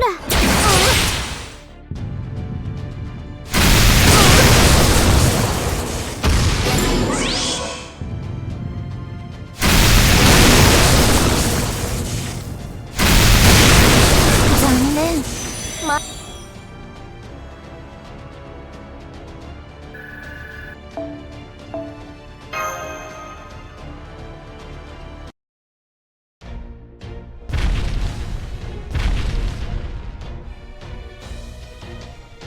What the hell is happening? Ah, Tapu, look out! It's taking everything I've got just to hold back one of those legs. Oh man, this is nuts! Those legs are freaking huge, and there's so damn many. What? Oh man, we've got nowhere to run. We can't even fight back. Is this what fighting the demon god pillars was like? Compared to caring for Lord Ozymandias Sphinx, this is no big deal.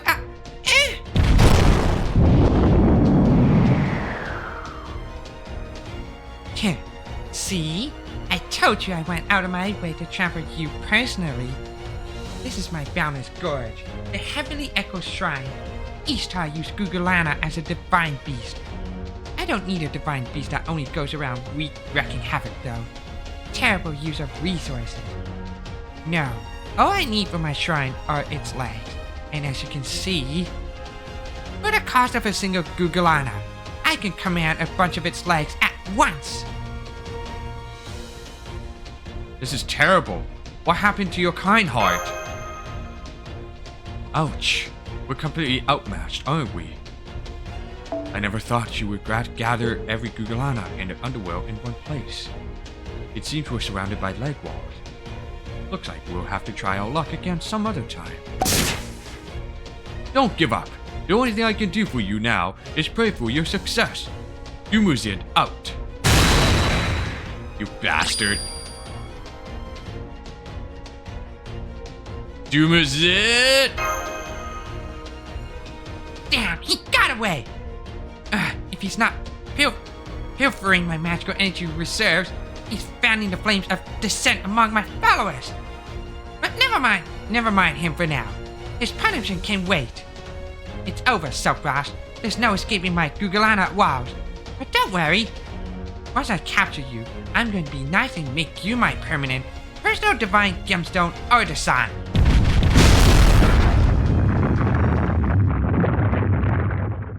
It's Joe Ever for me. Not yet.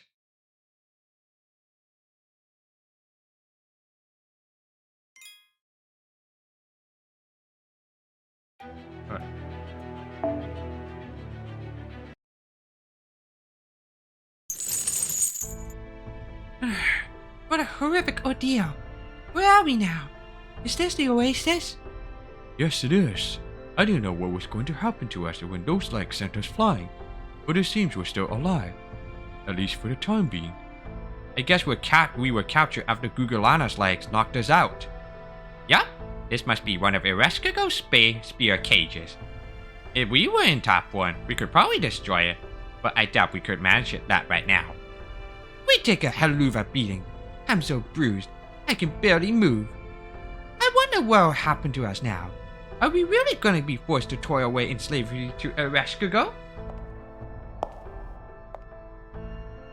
Of course you are. What do you think the underworld is for? All of you are now residents of the underworld, and you're going to work for me or all of eternity. From now on, your schedule will consist of breakfast, work,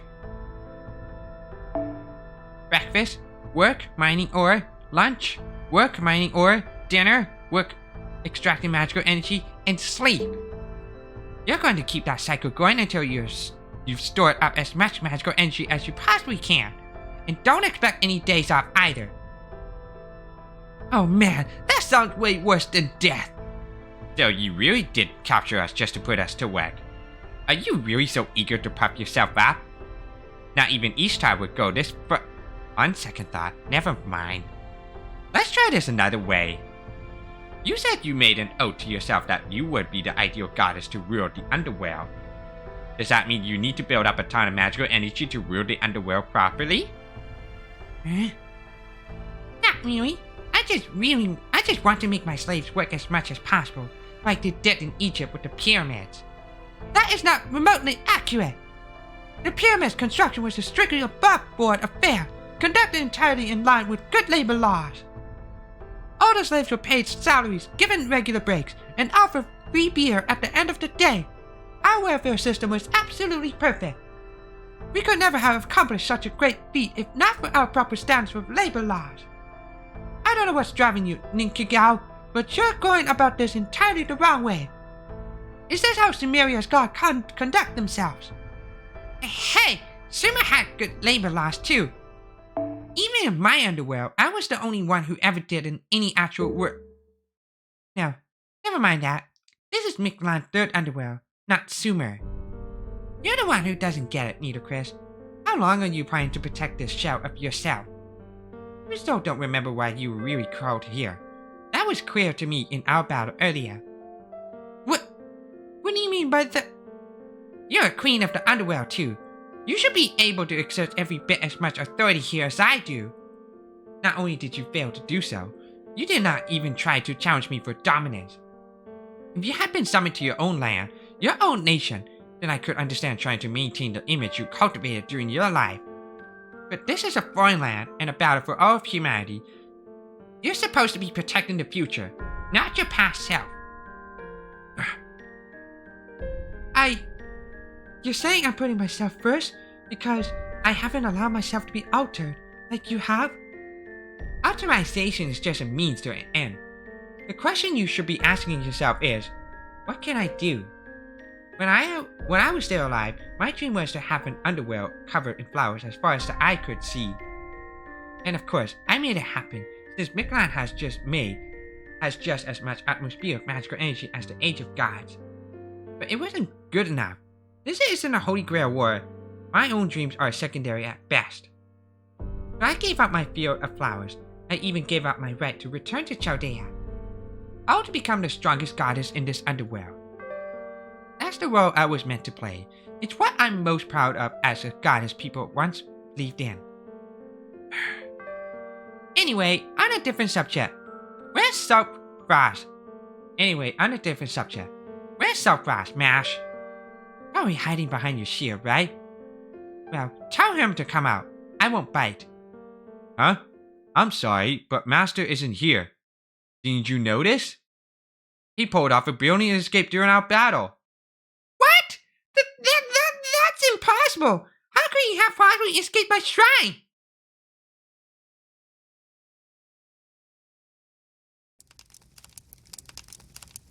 Good thing we managed to make it out of there. But lucky this cavern was so close by. I even managed to get a fire going in the remnants of an old fire. I wonder who could have been living here. I'm guessing this is Dumazid's hideout. More importantly, thanks for the rescue.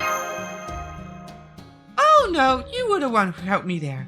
That was some great thinking. If you hadn't pointed out that the third and fourth legs were moving at different speeds, creating a gap between them, then I never would have thought to scoop you up and jump through at that opening to escape. I have to say though, it was pretty thrilling. A narrow escape as a hoof the size of a building tried to crush us. I bet. I'm sorry, wait. I wonder if Mash and the others managed to escape too.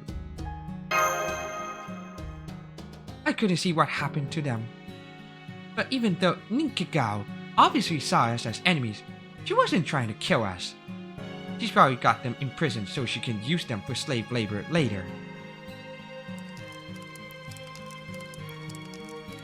I haven't been any help at all, have I? I really thought I'd be able to do more, but now there are all these things tying my hands. So much for Kukoken, the free-spirited wind. I wish I could apologize to Quetzalcoatl. She seems lonely. It's true. You are a lot weaker than you seemed at first.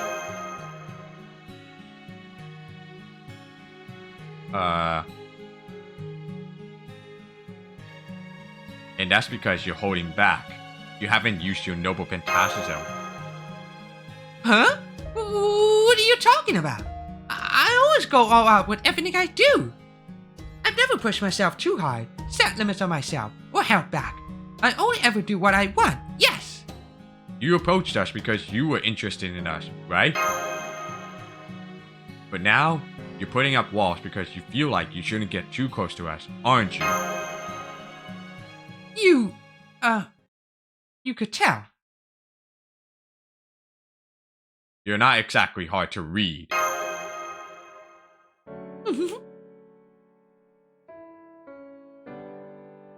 Please, let that wall come down. It's okay. I won't be mad. But are you sure you can trust me like that? I mean, I'm the god of a Lostbelt, and you're a human, and one from proper human history at that. Wouldn't it be way more likely that I'm just pretending to be kind to you to get an opportunity to kill you? You never do that. I can see from your smile that you really mean it, but how can you tell I'm not a bad god? You're essentially the same god as Quetzalcoatl. That tells me all I need to know.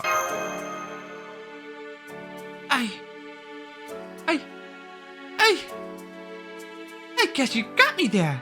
Okay, I got it. No more secrets. Time to reveal who I really am and rescue everybody.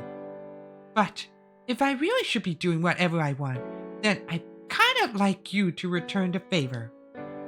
You know that handy thing you do with servants, where you form a bond with them to feed them magical energy?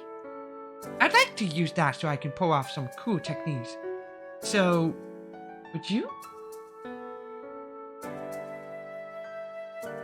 I'm not a master right now, but sure, of course I will.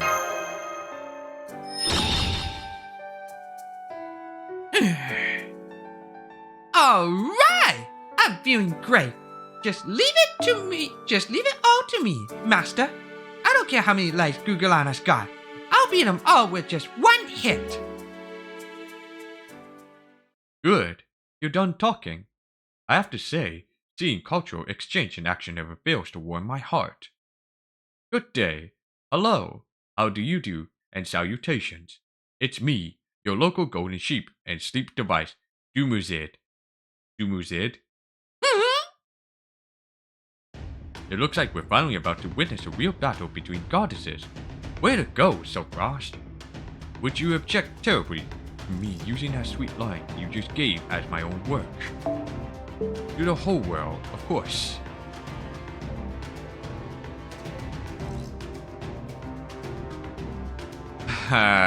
Try it, and I'll pluck out all that golden wool by hand. That's a shame. But of course, I was only joking. I'll just go ahead and seal the data from that recording into your next gift box. More importantly, I'm concerned about the others. We should go rescue them immediately. Sooner, even. Kukulkan, if you can defeat the rescue girl, that will solve everything. In her mind, the ideal ruler has never tasted defeat, as she put it. If she does, then she is no longer, by her definition, ideal. That will invalidate the oath, that is, the command spell she cast on herself. And if that happens, are you picking up what I'm putting down? She won't have to be her ideal self anymore. Exactly. Now please, get on my back, wise Silfrost. The key to our victory is defeating the third Underworld's guardian without destroying the Underworld itself. Right. This one is solo for Kukulkan in the party. This is going to be an interesting fight. Here we go.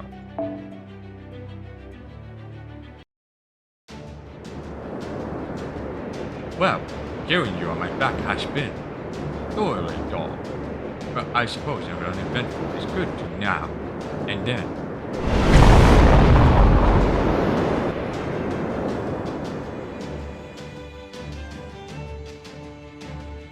Alright, we made it through the anti-gravity zone without a hitch. I hope you're ready, cause we'll soon be at the oasis. Unfortunately, after I drop off Silfrost, I'm going to have to retreat to a safer area. I'm just sorry I won't be able to see how the battle unfolds. Okay, 3, 2, 1, good luck. Ah! You was being literal about dropping us off. Are you okay, Silfrost? Do you need help? I'm fine. I can manage. Wow, you really are a seasoned master, aren't you? Okay then, in that case...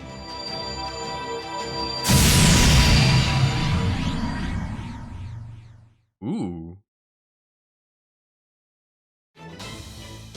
I'm going to fight with my true style, out of respect for the goddess of proper human history.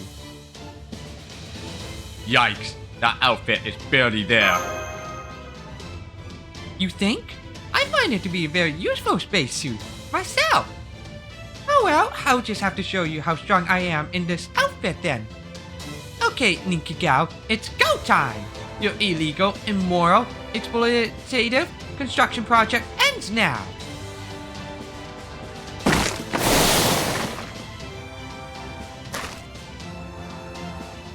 There. A perfect landing. Now... we challenge you to a rematch, Invincible Goddess. Oh, I know you did not just drop out of the sky into a rolling landing. Knock that stuff off. You'll give me a heart attack. Anyway, you want a rematch? What kind of mage who can't even summon a single 7 hope to accomplish against...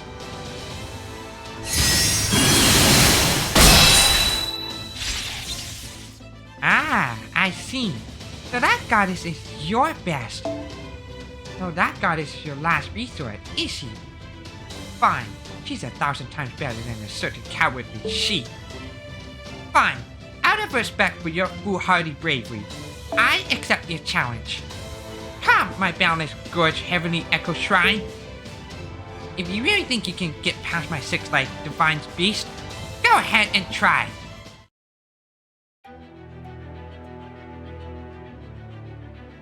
Let's freaking go! Let's do this.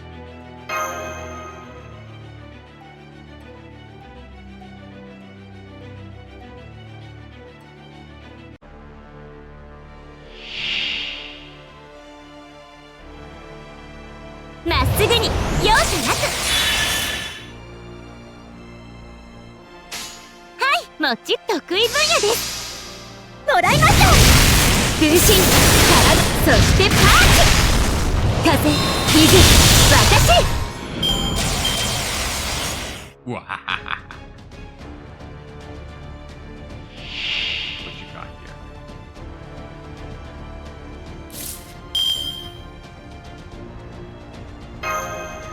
いい風です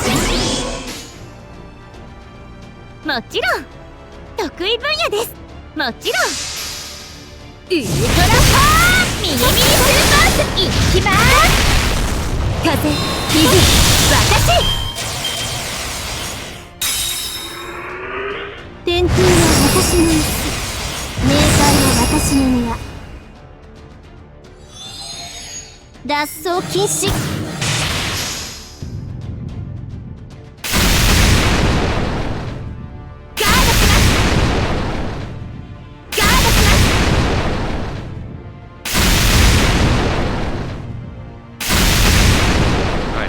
Go. ギューンギューンもちろんはい祭壇がないのならこうして自分で作るまでです覚悟してくださいねククルカン本気パンチ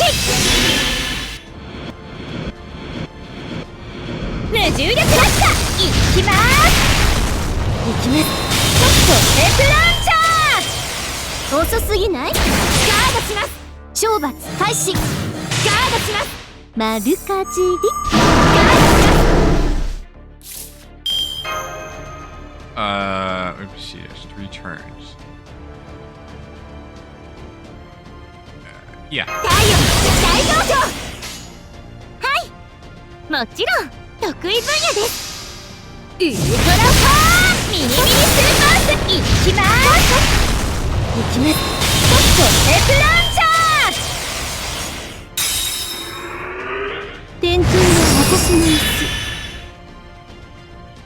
お願いネスラムタイヤ冥界の守りを知りなさいこれが私のクルキダルイルカルだ大丈夫負けないからどう怖い脱走禁止 Nice try.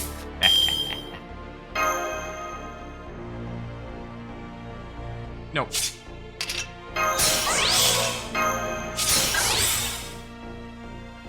Wait. 全力出しちゃいます得意分野ですはい祭壇がないのならこうして自分で作るまでです覚悟してくださいねククルカン本気パンチもらいました旋風キック風水と私地表調整活動休止とても刺激的でした次の戦いまだでしょうか Oh man, that was fun fight right there.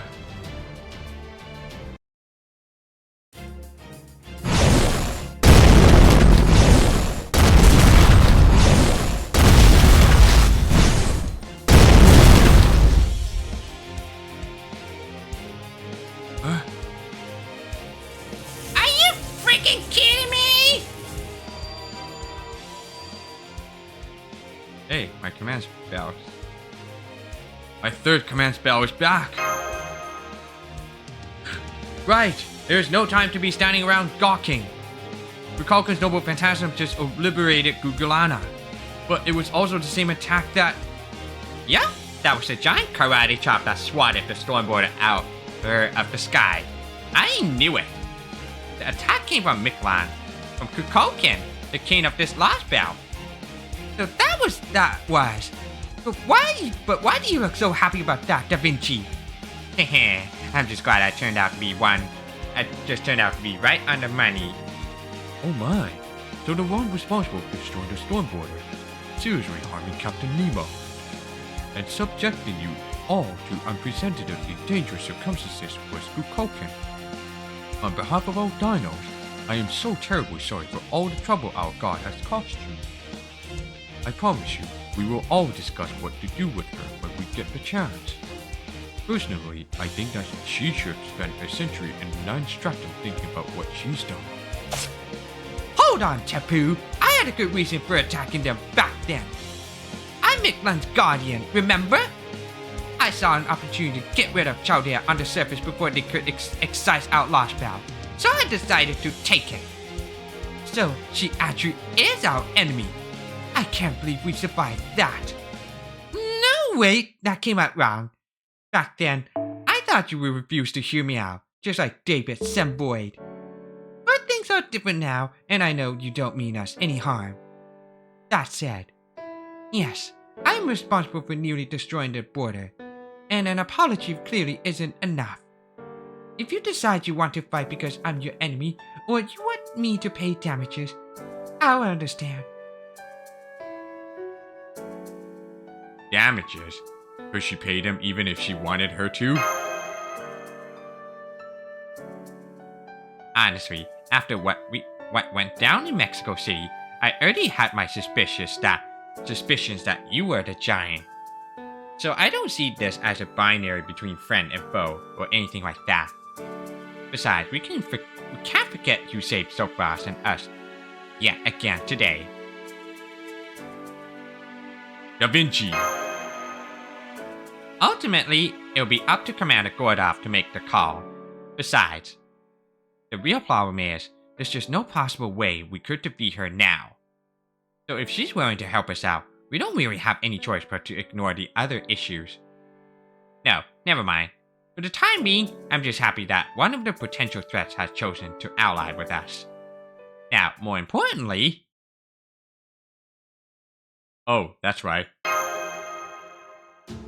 What do you want? Stop looking at me like that. I don't need your pity. I don't even know what you're still doing here. Your business is in the 7th stratum, not with me, right?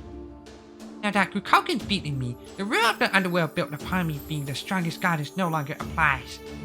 Now this is just a plain old desert that happens to be part of the underworld. I wish I could disappear like the miserable loser I am.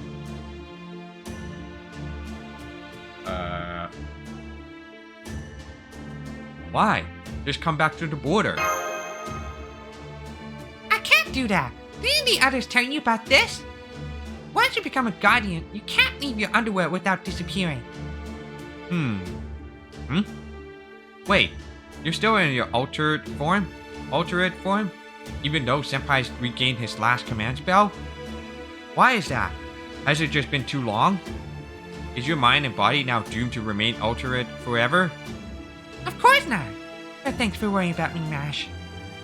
Kamasa's might have used a command spell to alter me, but he didn't do it against my will. I freely accepted his offer. I wanted a stronger spirit urgent so I could help Chaldea better. Gosh, that's so smart of you, Reskugo. So we had an ulterior motive in those battles we fought all along. Yeah, that's totally what it was, right? Yes, I did have an ulterior motive. I just can't say what it is right now, that's all. But when the time's right, I'm gonna make you cry like a little baby out of sheer joy. So be ready for that. At any rate, I didn't go through authorization without knowing what I was getting into. There's no telling what might happen here, right? So I'll stay behind and keep being the guardian of this underworld, just in case. Didn't the first two guardians tell you they couldn't go with you? So I guess this means, yeah, they did. But it's okay. Don't worry about me. Even I've gone a little evil and delinquent, I'm still a Raskiko, goddess of the underworld and servant of Chaldea. I'll help you till the end, no matter what you face. Didn't Kukulkan just hand you your ass, though? Are you sure you're okay? Maybe you want to change your mind about coming with us? I was going to go recover my strength after you left, okay? Now go on, get out of here! Also, Kukulkan, you basically sucker punched me earlier. I know I kind of went with it and fought you in midair, but I'm at my best when my feet are planted on solid ground. So don't think this means you got me beat. I won't lose you to you next time. I won't lose. Of course! We're still tied at 1 win and 1 loss each. Next time, I'll take 2 out of 3 wins. 2 out of 3? What do you mean by... Oh, I see. Next time we'll make it a best of 3 situation. Fine, get excited about it if you want. Just know that if we ever fight again, I'll have a noble phantasm that surpasses Gugurana and Mesalamitea.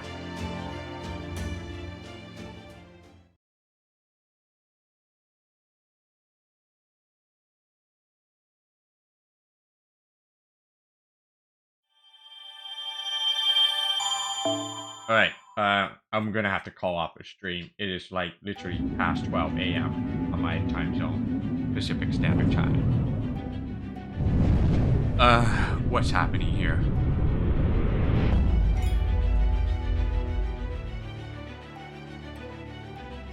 I think I'm on, yeah, 7 Stratum, Metsutitilan. Anyway, I'm gonna call off. We'll do another time for these FGO live stream for this Lostbelt 7 Nahui Mictlan. So I'll see you guys in the next part of that live video. So, peace out and have a good night.